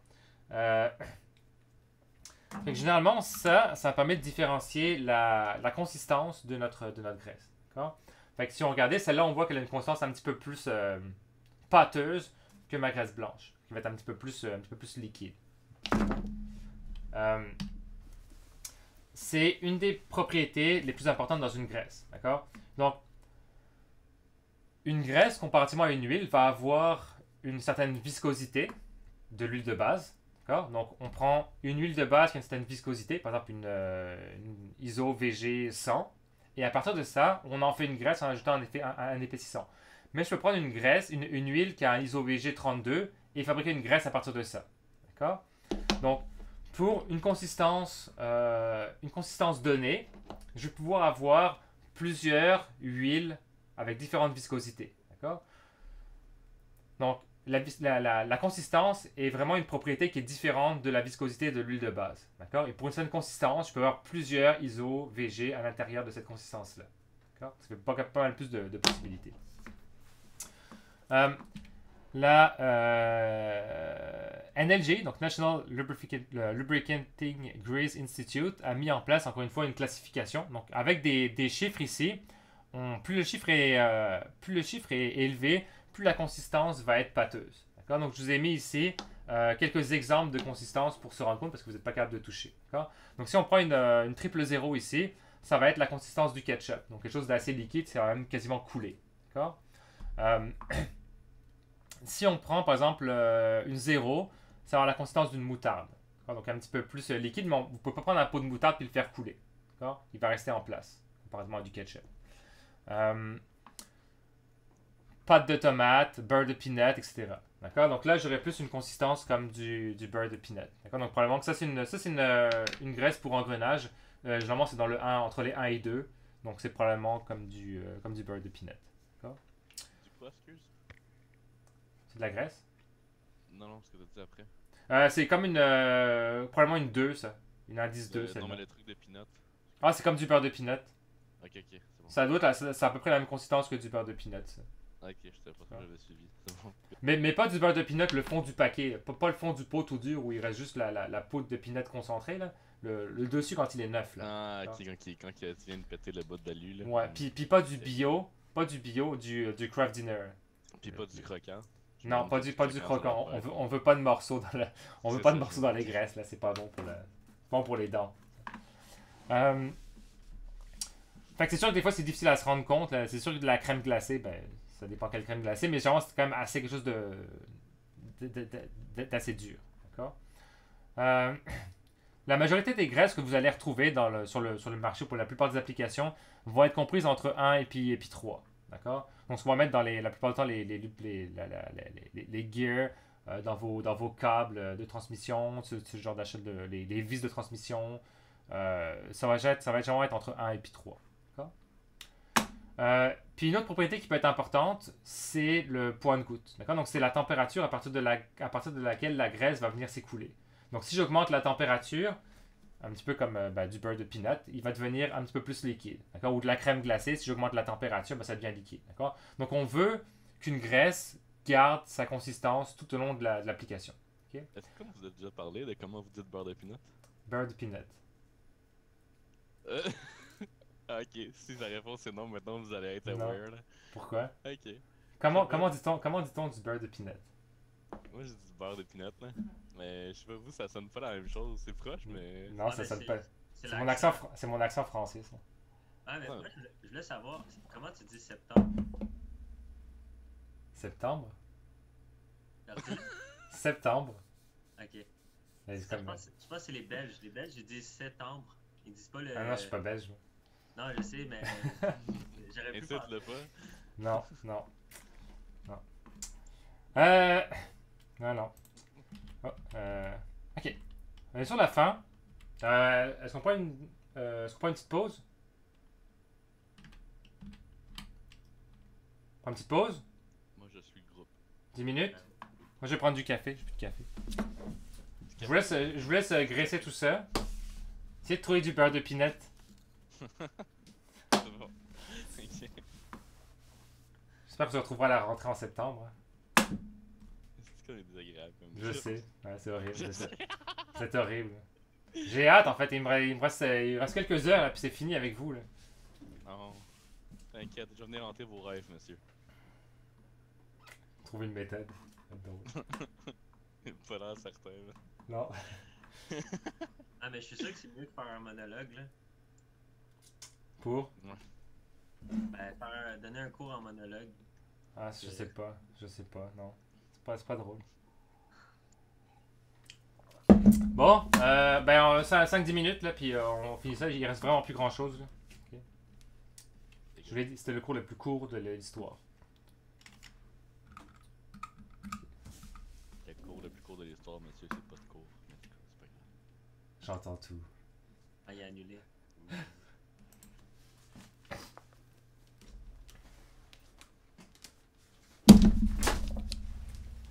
Ça fait pas longtemps, hein, ta caméra, Justin?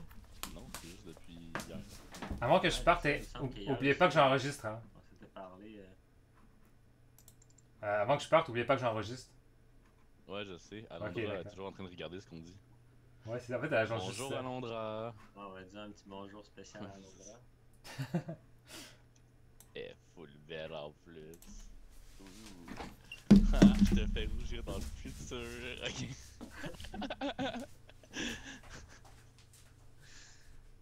Aïe aïe. Ah, mais en lien avec ce cours-là, là, Justin, hein, je sais pas, selon Ouais, toi, là, tu sais, là, pour le projet, tu penses qu'on va avoir besoin de graisser ou de lubrifier des trucs?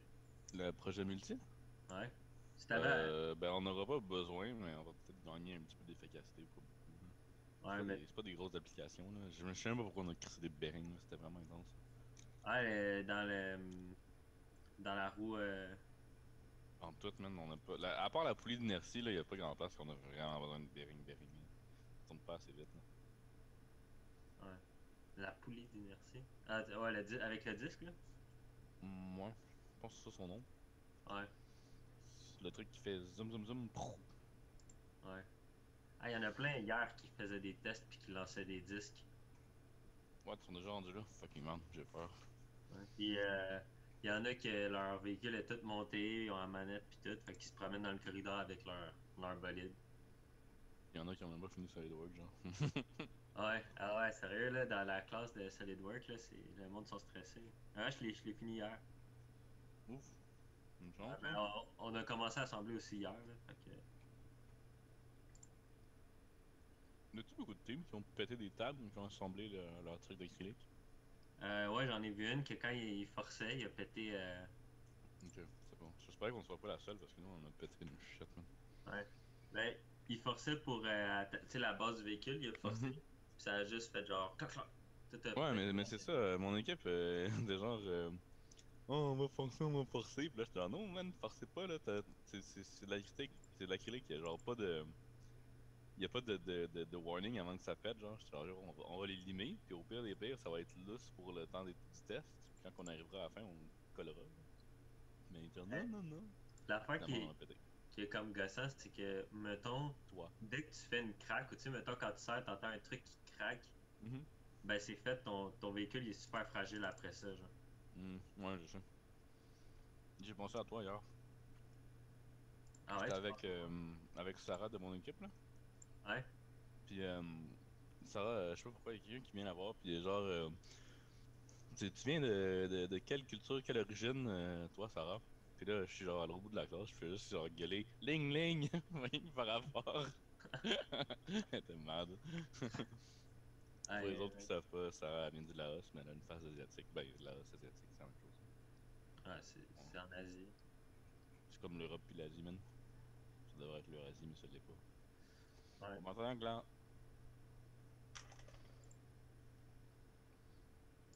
J'aime ça de voir sourire à Gland. Yo, je me fais opérer pour les yeux dans genre 2 semaines. T'auras plus de lunettes? Avec plus de lunettes. What? Ouais. Eh, ça va être bizarre ça avec la pas de lunettes. Mais là, pendant Ouais. genre 3 semaines, tu vas être genre oh la lumière! Ah, Justin, Ouais. t'es trop brillant, arrête de penser! Ouais, mais l'opération, c'est sans anesthésie, hein, à part sur les yeux, là, je pense. Ouais. Mais Ouais. j'ai choisi genre celle où est-ce que. Parce que tu sais, normalement, c'est une personne là, qui genre coupe Ouais. le Ah, tour, t'as là, choisi. mais moi, c'est avec c'est un laser qui va couper mon œil puis qui va. Ouais. Je voulais Shit. pas que ce soit quelqu'un qui me coupe mon œil pour vrai, là. Je préférais Ouais. une machine.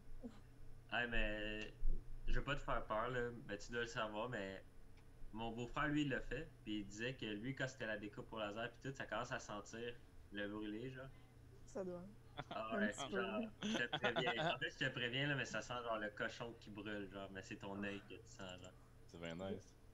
Ah, ben, je sais pas si c'est à quel point c'est nice, là. Moi, je trouve ça nice. Ouais, je sais pas trop. Tu fais-tu Mais- affaire avec la ZKMD? Non, c'est l'Institut de l'œil de Montréal. Ah, ok, ouais. Ben, c'est tout bon, là, c'est tout professionnel. Ils ont toutes les mêmes machines en plus, quasiment. Là. Ben ouais. Ouais. J'espère juste que je vais encore pouvoir voir après. Ah, mais bon courage. Thanks. Ça Ouais, me rappelle juste Destination Ultime, pour vrai. C'est un petit peu scary. j'ai pas de souvenir de trucs avec les yeux dans. Ah, ok, juste genre le feeling, genre. C'est ça que tu veux Non, dire? non, ben non, attends là. Je les ai pas toutes vues, ou peut-être que je m'en souviens plus. Justin, c'est de quoi je parle. Destination Ultime? Je sais c'est quoi Ben, des. je le sais par les memes, mais genre, j'ai trop peur de regarder les films d'horreur pour regarder les films d'horreur pour de vrai. La raison pour laquelle j'écoute pas. Film d'horreur. Regarde, Moi, ça là, me fait peur des films d'horreur. Je pense que le plus horreur que je suis capable de regarder, c'est genre Alien. C'est pas un film Je suis à d'horreur, peu Alien. près là aussi. Puis toi, Sébastien, les films d'horreur, comment tu trouves ça? Aucun intérêt pour ça. Toi, tu dois être dans la génération d'aliens solide. Ouais, mais c'est pas un film d'horreur, ça. Non, mais c'est stressant quand même. C'est, ouais, c'est... Imagine en 90 quand que ça commençait à peine à sortir les aliens pis tout, pis il y avait eu des moon landing 10 ans avant là. Yo. Le monde devait être capoté là. Pis il y avait eu effectivement une transformation de aussi. Moi, je crois toujours, moi. Mais, Hein? je pense, Tu l'as pas Storm? Je pensais que t'étais allé là-bas moi. je pense que t'es un crocodile, moi, en fait. T'es déguisé, en fait.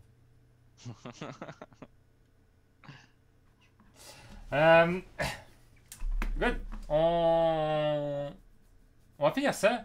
Dans le fond, on n'est pas encore capable de choisir une graisse ou une huile, mais on est capable de comprendre un peu mieux les différentes les différences qui vont s'offrir à nous. D'accord? Maintenant qu'on a ça, c'est sûr qu'on a plusieurs méthodes pour venir graisser ou pour venir huiler. D'accord? Je vous ai mis, il n'y a pas toutes là-dedans, là, mais il y a différents systèmes qui existent. Donc, c'est sûr que de base, si je veux huiler ma chaîne, ben, je vais prendre mon petit truc d'huile, puis je vais venir huiler ça, ou je vais mettre du sec, peu importe. Là. Donc, je peux toujours faire une lubrification manuelle, puis régulière. Okay? Il existe des méthodes un petit peu plus industrielles, donc on n'a pas besoin de venir faire l'entretien tout le temps.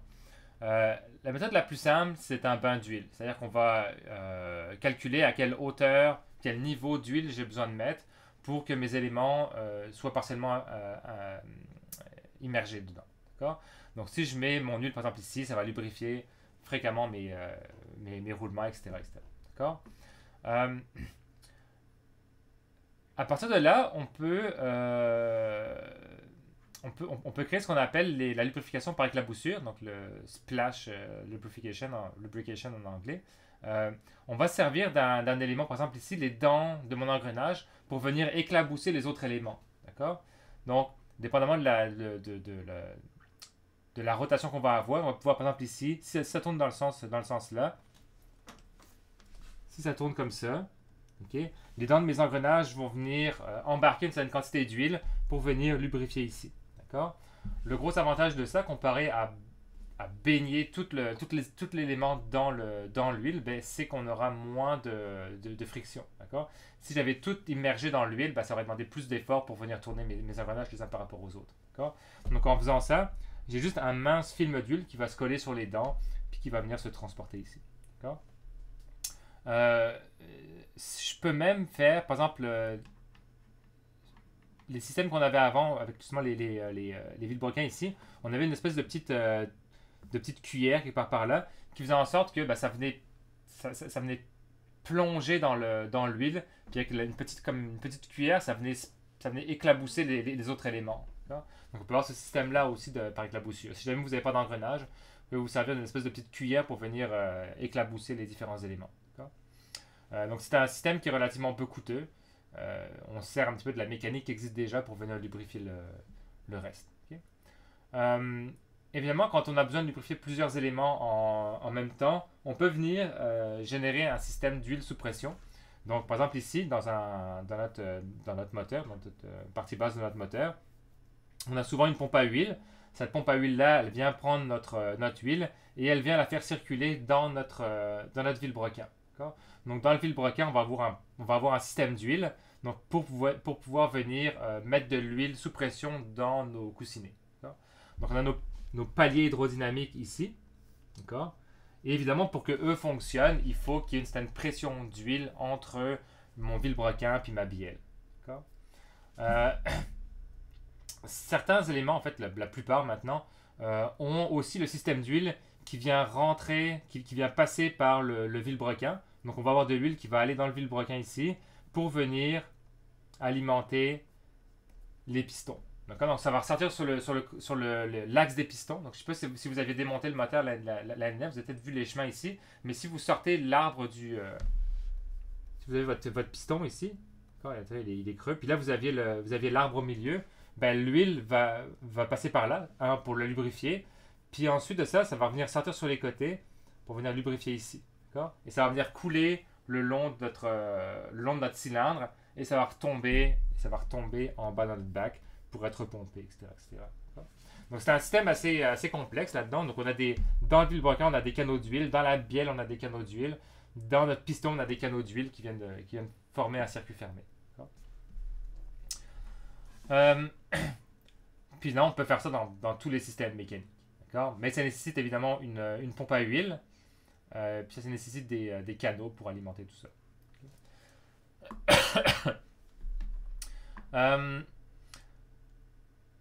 On peut aussi utiliser ce qu'on appelle une lubrification par goutte d'huile. Donc, par exemple, sur les roulements, sur les paliers de roulement, on peut avoir notre, mettons, roulement qui est ici.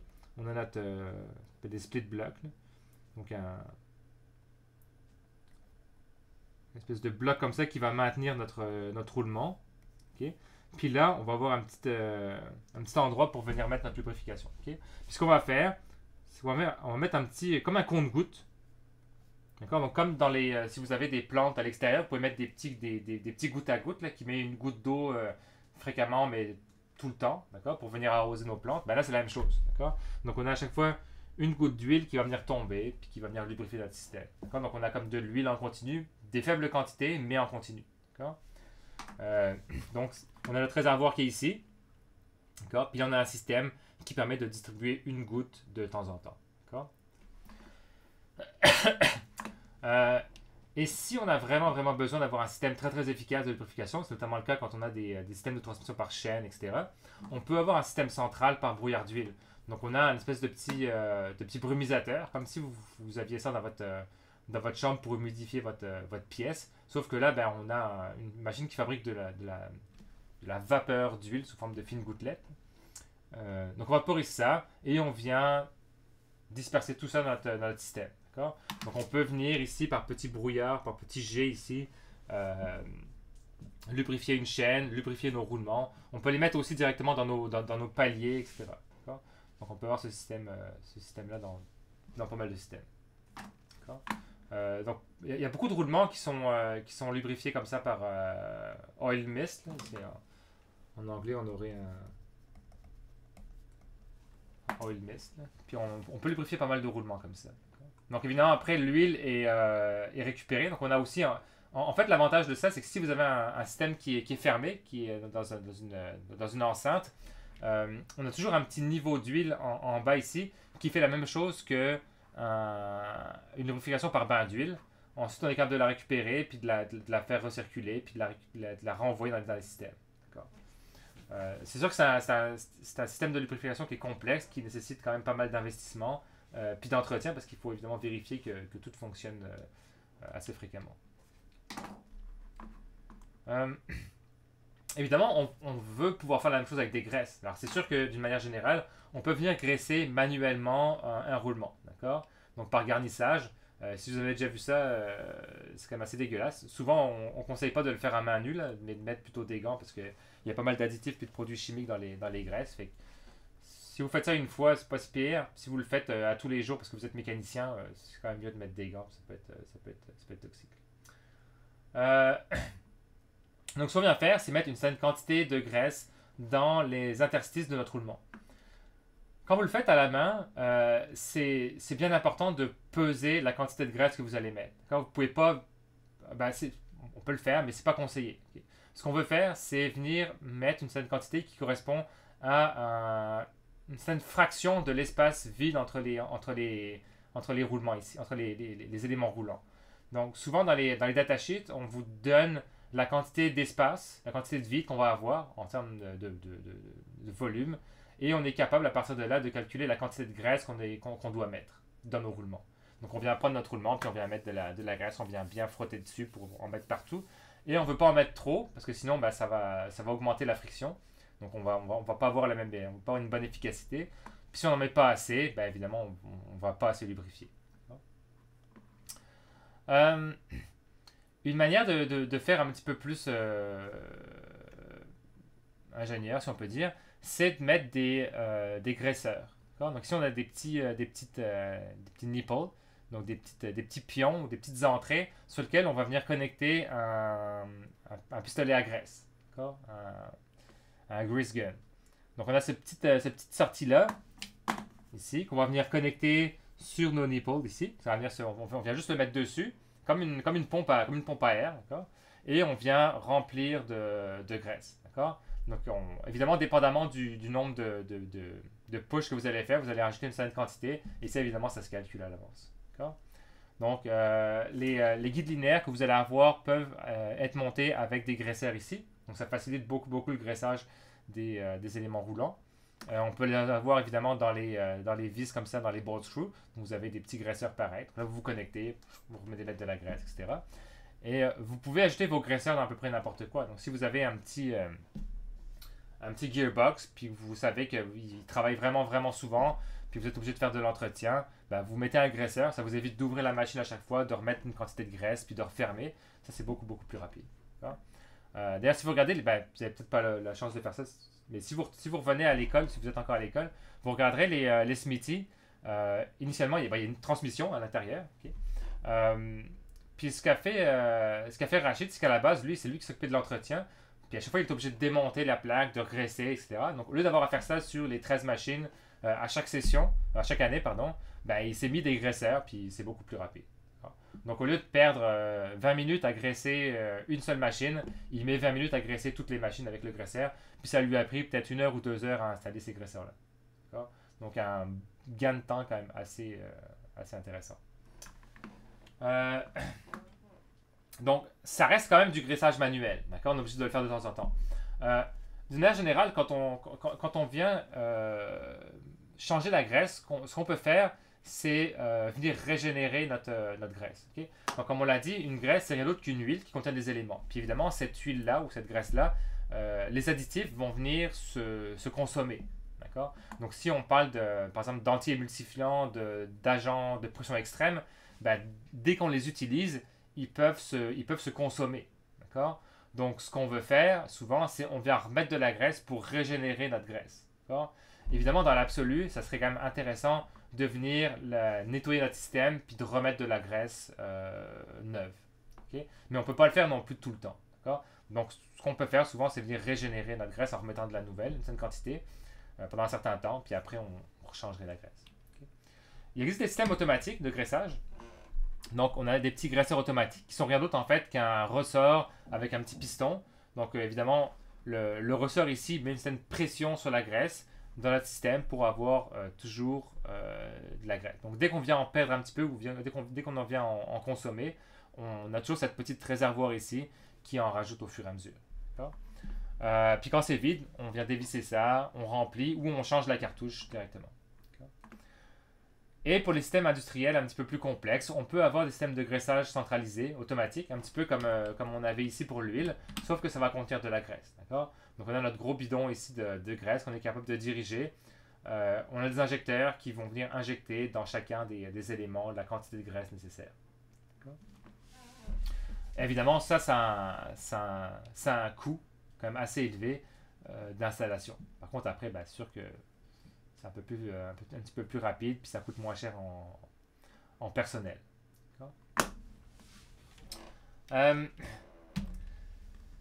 Donc, la dernière étape qu'on va avoir à prendre en compte, c'est de sélectionner, c'est de déterminer un petit peu ben, quelle huile ou quelle graisse on a besoin. En fait, quel type de lubrifiant on a besoin. D'accord? Donc, d'une manière générale, la première question qu'on va se poser, c'est est-ce que j'ai besoin de graisse ou est-ce que j'ai besoin d'huile? C'est la première question à se poser. Fait que je vous ai mis quelques exemples ici. Souvent, dans des fonctionnements intermittents, une graisse peut être une bonne solution. Pour la simple et bonne raison que pour qu'une huile fonctionne, il faut qu'il y ait une certaine vitesse. D'accord? Donc, si vous partez toujours d'une période d'arrêt puis que vous démarrez, ben, on a ce mode de lubrification qui était le premier mode. D'accord? Je vous rappelle ici, on a vu nos 3 modes. Donc, quand on est à l'arrêt, on est en régime limite. D'accord? Et donc là, on va user nos pièces. D'accord? Avant d'arriver vers le régime hydrodynamique. Donc, si vous avez des arrêts puis des départs fréquents, ben, vous allez toujours passer par ce régime limite-là. D'accord? Quand vous avez une graisse, la graisse fait en sorte que la distance qui est ici est, toujours supérieure, toujours plus élevée. D'accord? Donc, vous allez rarement passer par le régime limite quand vous avez une graisse. Par contre, on se retrouve souvent dans ces zones-là où la friction est un petit peu plus élevée et donc le rendement est un petit peu plus faible. D'accord? Fonctionnement en milieu contaminant. Donc, c'est sûr que ce qu'on veut ici, c'est éviter la pénétration de petites particules dans, par exemple, nos roulements. Donc, une graisse permet de faire ça. Si jamais vous n'avez pas ça, ben, ça implique qu'il vous faut isoler votre système. D'accord? Donc, il faut mettre des joints, il faut trouver des systèmes pour éviter les particules de rentrer dedans. D'accord? Fonctionnement à haute vitesse, faible charge, ben, c'est sûr qu'à haute vitesse, on n'a pas vraiment besoin de graisse parce que l'huile va venir faire porter la surface, d'accord? Comme un avion. D'accord?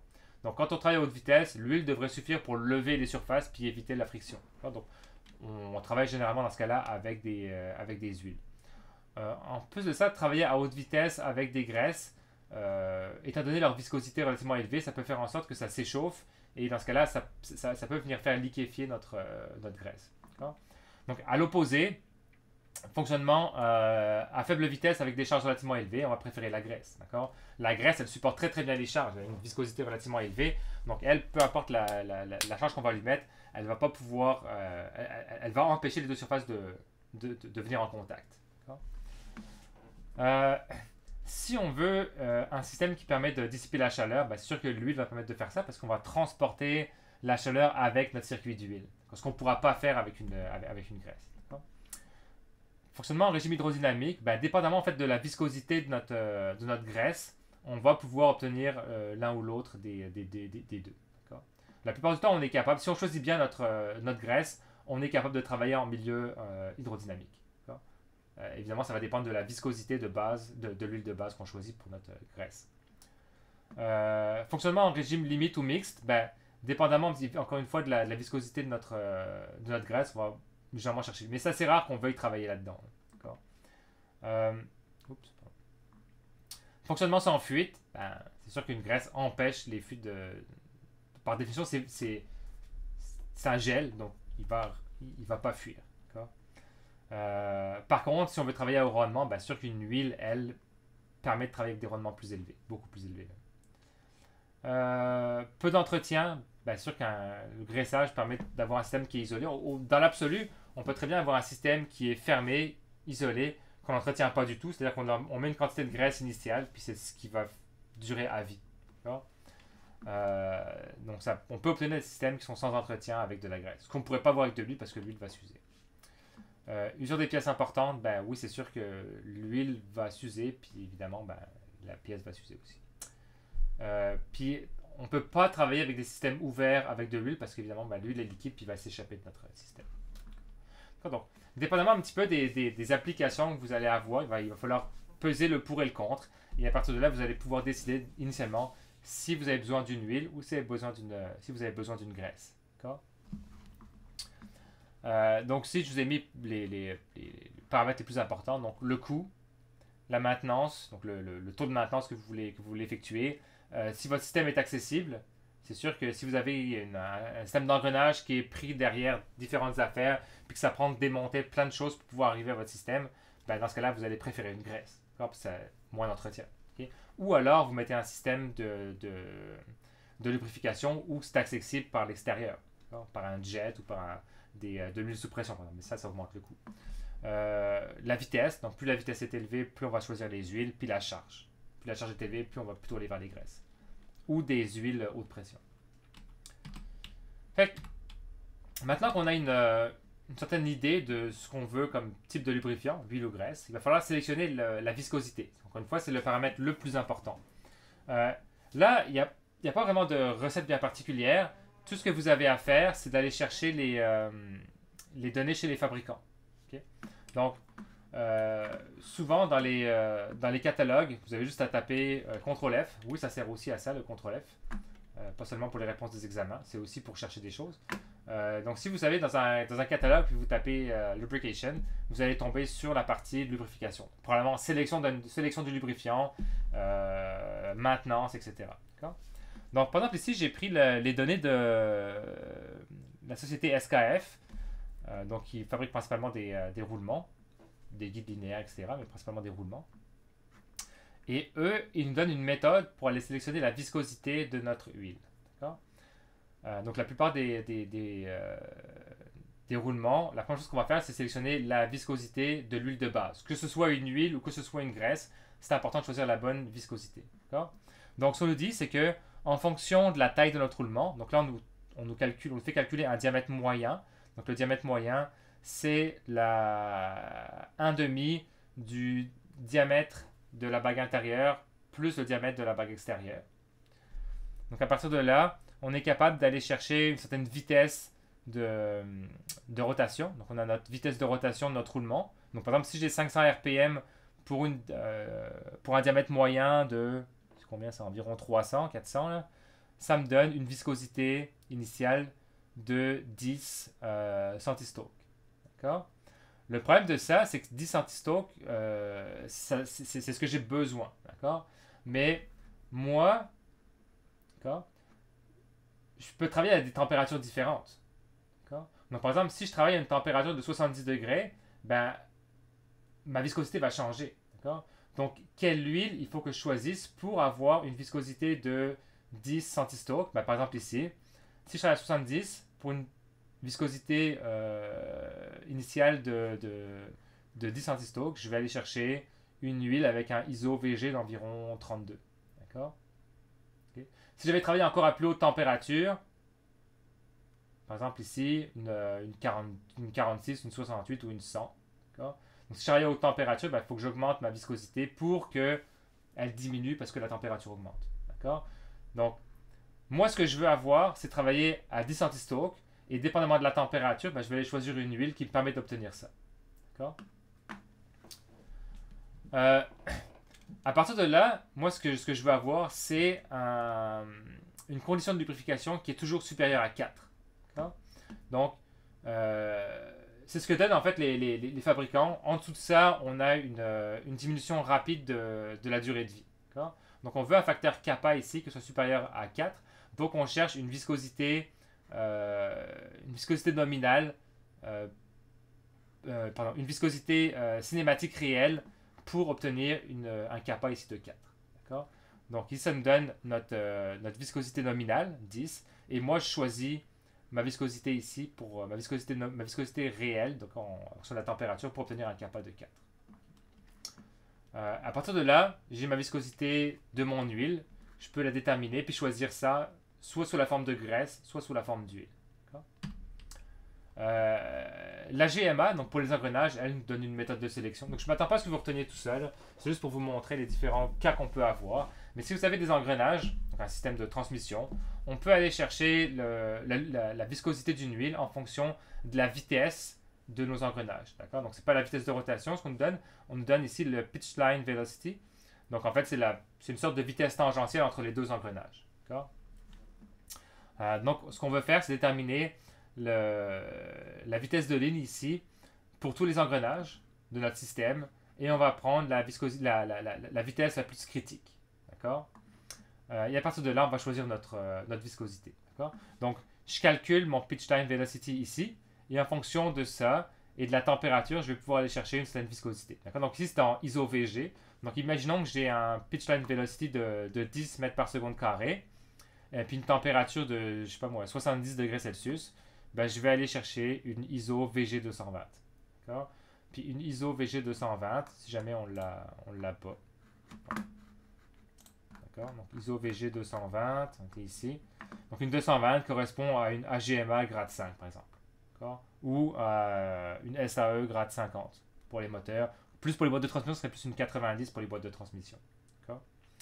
Donc dépendamment de ce que vous êtes capable de trouver, ben, vous allez prendre la haute. Donc c'est assez... c'est pas non plus super précis, mais ça vous donne une certaine base. D'accord? Et encore une fois, la meilleure manière d'aller choisir notre lubrifiant, c'est d'aller voir précisément ce que les fabricants recommandent. D'accord? Donc, ici, j'ai un exemple pour une chaîne de transmission. Donc, si je veux choisir quel lubrifiant on me recommande, je vais aller voir directement sur le catalogue, puis je vais chercher ma partie lubrication. Donc là, par exemple, à la page 160 de mon catalogue de Tsubaki qui me fournirait ma chaîne, je vais trouver ça. D'accord? Puis là, on me dit, OK, donc ça me donne les grades SAE d'huile. Jusque-là, on comprend à peu près tout. Puis ça, c'est les numéros de chaîne. D'accord? Donc on se rappelle, donc ça, c'est leur RS, c'est leur type de chaîne. Et 50, 60, 80, 100, 120, c'était le pitch. D'accord? Donc c'était le pas entre les différents éléments. Donc ça correspond finalement au graphique de sélection qu'on avait vu la semaine dernière. Donc, est-ce que j'ai un exemple ici? Je pense que c'est ça. Ah, c'est parfait ça. Okay. Donc on se rappelle ici qu'en fonction du RPM et de ma puissance, on était capable d'aller chercher un certain numéro de chaîne. Donc imaginons que j'ai sélectionné une chaîne 60. Donc un numéro 60 de chaîne, ça correspondait à un pas de 3/4 de pouce. Okay. Donc imaginons que j'ai cette chaîne-là. Comment est-ce que je dois la lubrifier? Ben, je vais voir dans mon catalogue.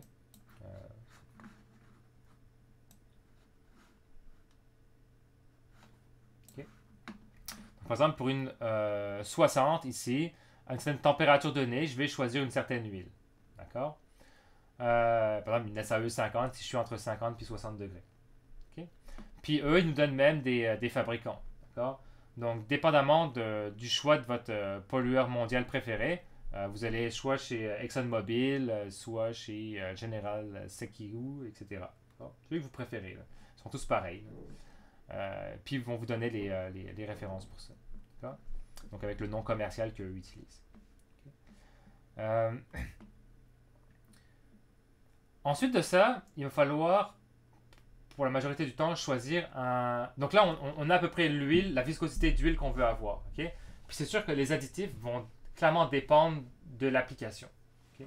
Donc c'est après à vous aller voir, ok, est-ce qu'il risque d'y avoir des gros chocs dans mon système parce que je suis en train de concevoir un broyeur pour roche industrielle ou je suis en train de générer un gros tamis pour sélectionner des différents grades ou des différentes tailles de granulats, etc.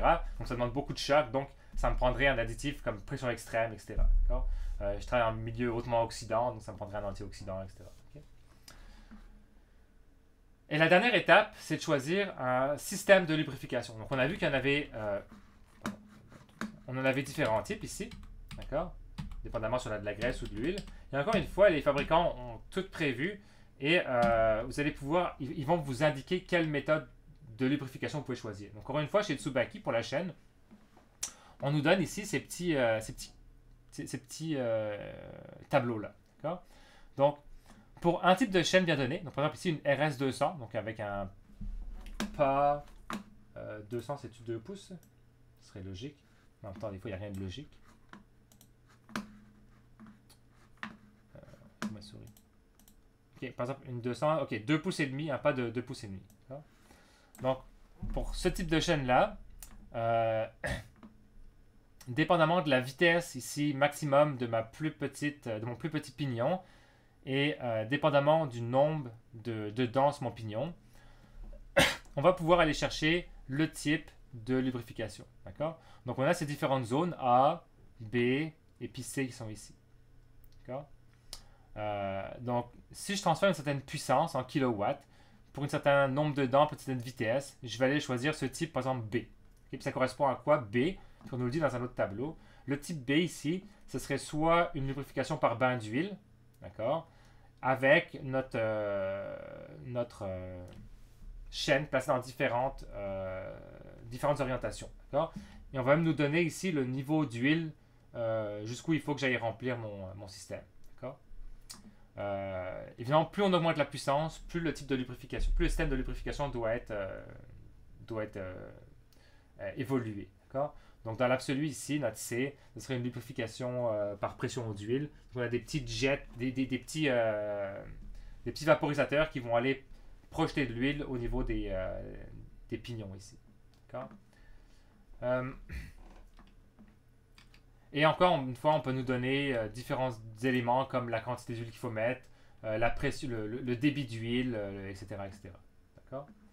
Donc, souvent, pour plus tard, si jamais vous allez faire ça un jour, si vous voulez sélectionner une méthode de lubrification pour un système que vous avez designé, CTRL F sur l'élément que vous avez acheté, Lubrication, puis vous allez tout tomber dessus. D'accord? Après ça, mettons qu'un dernier exemple ici, image, non. Vidéo personnelle, non, c'est pas ça. Vidéo adulte, non, c'est pas ça. J'ai mon micro d'allumé là? Non. C'est pas ça. Littérature érotique, oui.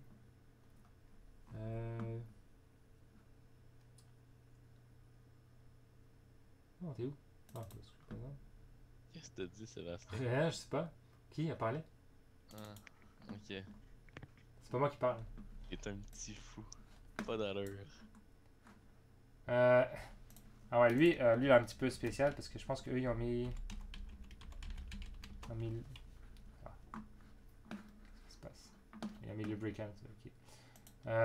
Donc eux, pareil, là, il va nous mettre...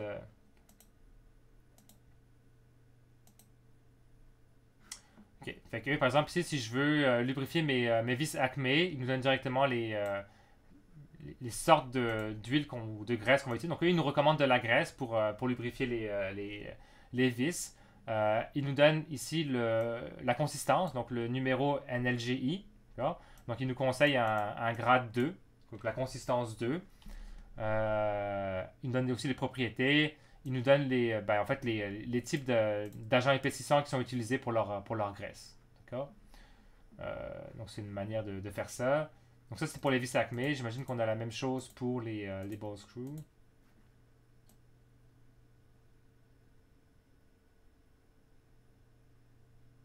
Ok, ici. Donc eux, par exemple, pour les ball screws, ils préfèrent des huiles. D'accord? Pas trop les... Je vais chercher ça. Pas vraiment trop de...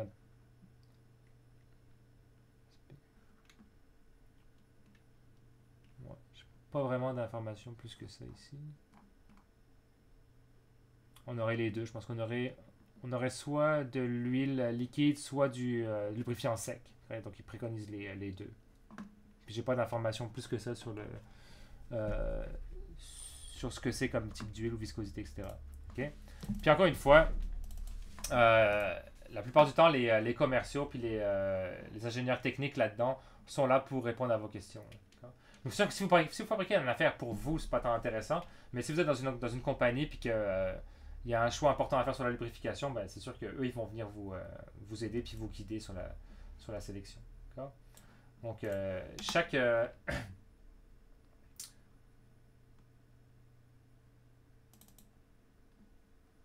chaque fabricant va avoir leur propre zone. C'est sûr que pour des courroies, non, parce qu'on ne va pas lubrifier une courroie.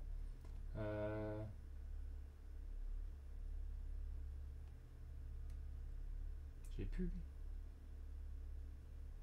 Non.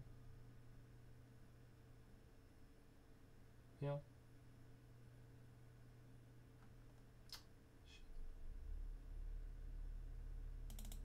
Dans lui.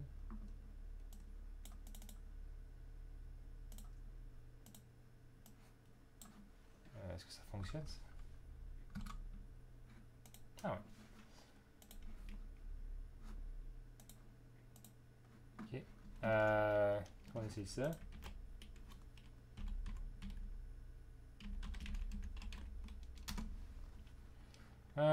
Fait que page 160. Ah, faut pas cliquer là. Ok. Fait que là, on nous donne directement toutes les méthodes de lubrification pour. On nous explique tout. D'accord? On nous donne les tableaux que je vous ai montrés. On vous montre les schémas, etc. etc. Fait que, il n'y a pas tant de choses à savoir. Il faut juste, en fait, savoir où aller chercher l'information. Ça va être ça le plus important. D'accord?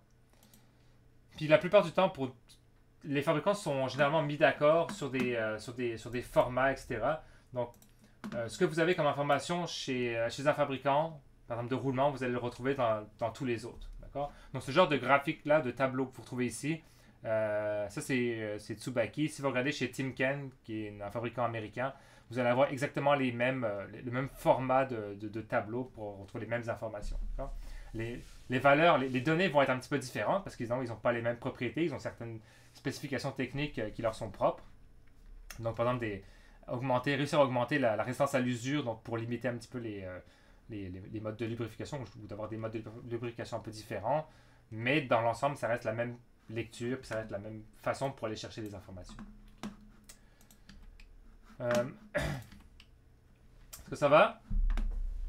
Fait comme je vous avais, comme à chaque fois je vous le dis, si je vous dis que c'est un cours relativement petit, c'est que c'est vrai. Okay? Fait que là, j'avais raison, comme à chaque fois. Fait que moi, j'ai fini ça ici. C'est sûr que dans cette partie-là, ben, on va, pendant l'examen, on va regarder des questions un petit peu plus choix multiples ou réponses courtes. Du genre, c'est quoi l'indice de viscosité, ce genre d'affaires-là. Ça va? Vous avez des questions?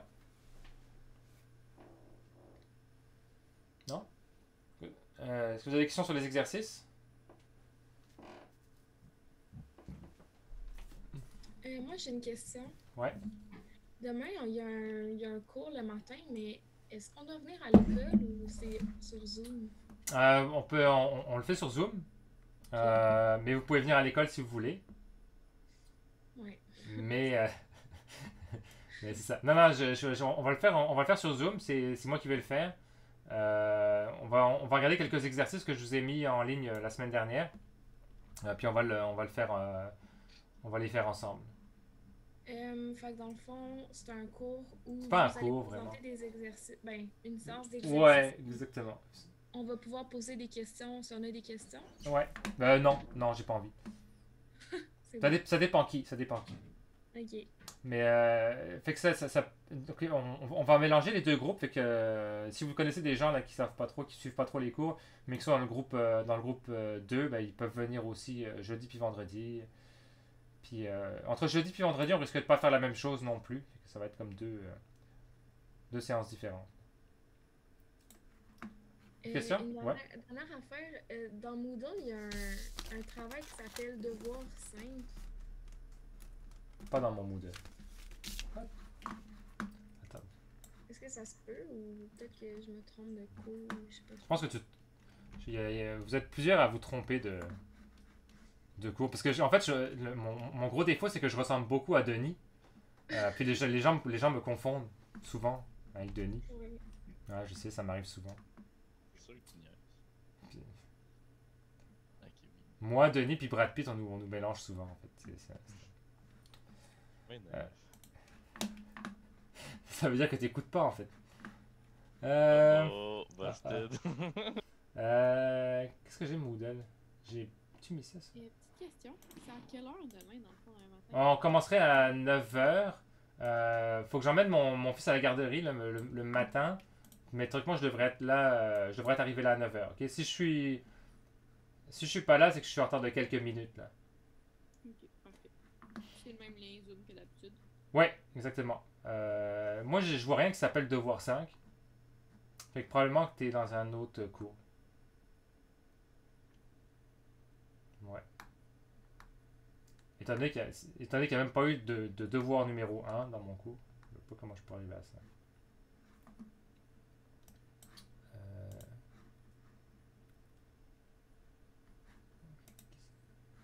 Moi, je pense que j'avais une question par rapport à. Je me rappelle plus c'est quel numéro, mais ça disait. Ah, tu crois que c'est ça? Ouais, vas-y.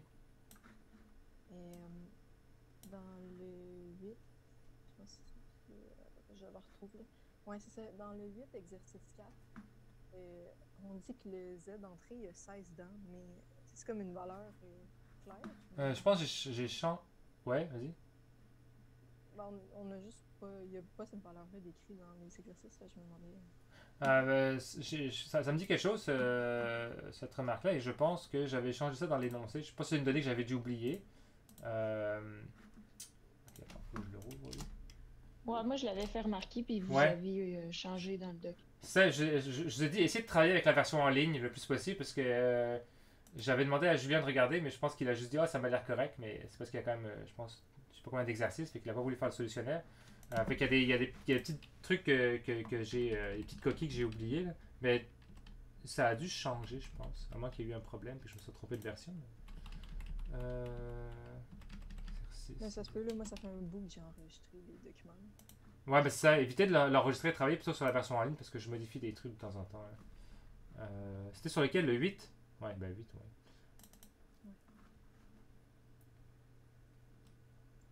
Ouais, Sébastien. Ouais. Concernant le devoir 5, Oui. ben, c'est parce que dans signer, moi je le vois, là. Mais genre, il est pas. C'est dans les notes, là. Mais il me semble que vous aviez dit que vous l'enleviez ou je sais pas. Dans signer, il y a ça. Ben, dans signer, je regarde mes notes en ce moment, puis je peux voir qu'il y Ah, a les oui. labos, mais il y a aussi le devoir 5. Ah, c'est pas le l'absent, mais il n'y a pas de note dedans. Non, il n'y a pas de note. Non, Ah, non, ok. c'est- Ok, j'ai dû. Ça doit être l'App 5 probablement. Parce qu'il n'y a pas de l'App 5 dans ce cas-là. Ah, en effet, il n'y en a pas. Ok, donc c'est ça. Parce que dans signer, c'est comme une liste déroulante, là. Puis il y a comme. Au lieu de nous laisser taper, genre l'App 5, il y a comme une liste déroulante, il faut que tu choisisses là-dedans. Puis probablement que j'ai vu comme quelque chose de 0,5, puis j'ai cliqué dessus. Là. Ok, je vais changer ça. Ok, donc c'est pas sur Moodle qu'il y a un devoir Ben, 5. j'ai pas trouvé sur Moodle, mais c'est. Non, il n'y a pas de devoir 5, c'est le lab 5 que vous avez déjà fait, puis qui est quelque part là qu'il faut que je corrige plus tard. Là. Donc il n'y a pas de problème. Il n'y a pas de devoir. Là. Vous avez tout fini. Là, okay? La seule évaluation qui vous reste, c'est votre examen final. Okay? Exercice, c'était lequel tu parlais, toi? C'est le... Le 4. ouais, ok. Ouais, ça, l'engrenage contient 16 dents, c'est ça? Ok, parfait. Ouais, je l'ai rajouté. Donc, ouais, il y a eu quelques coquilles comme ça qui sont arrivées. Je pense que Stéphane aussi, il m'avait fait remarquer j'avais oublié un carré quelque part. Dans le calcul des dents, à la fin, là, il y a comme un carré qui manquait dans l'exercice 5. C'est tout. C'est beau? Non, on regardera ça demain, là, si vous avez des questions sur les exercices. Là. Vous pouvez regarder un petit peu aujourd'hui.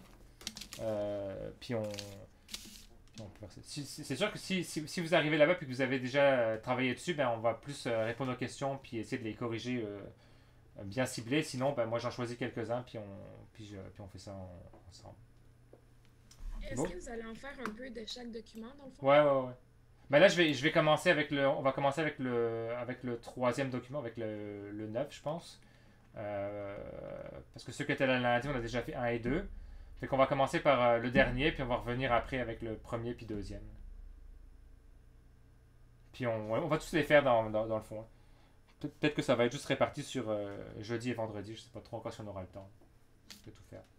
Mais on va en faire surtout sur les 3 documents. C'est bon? Cool. Est-ce qu'on s'arrête là? Je libère là. Bon, bah dégagez. Hein. Shit, ils écoutent. Oh. Hey, merci pour les cours, hein. Bah, je suis payé en même temps. Merci à vous de donner votre argent. C'est ça. Ça Surtout me ça. fait presque plaisir. Bonne journée. Salut, bye. Si vous avez des questions encore, je suis là sur Discord, il n'y a pas de problème. Ok. Bye.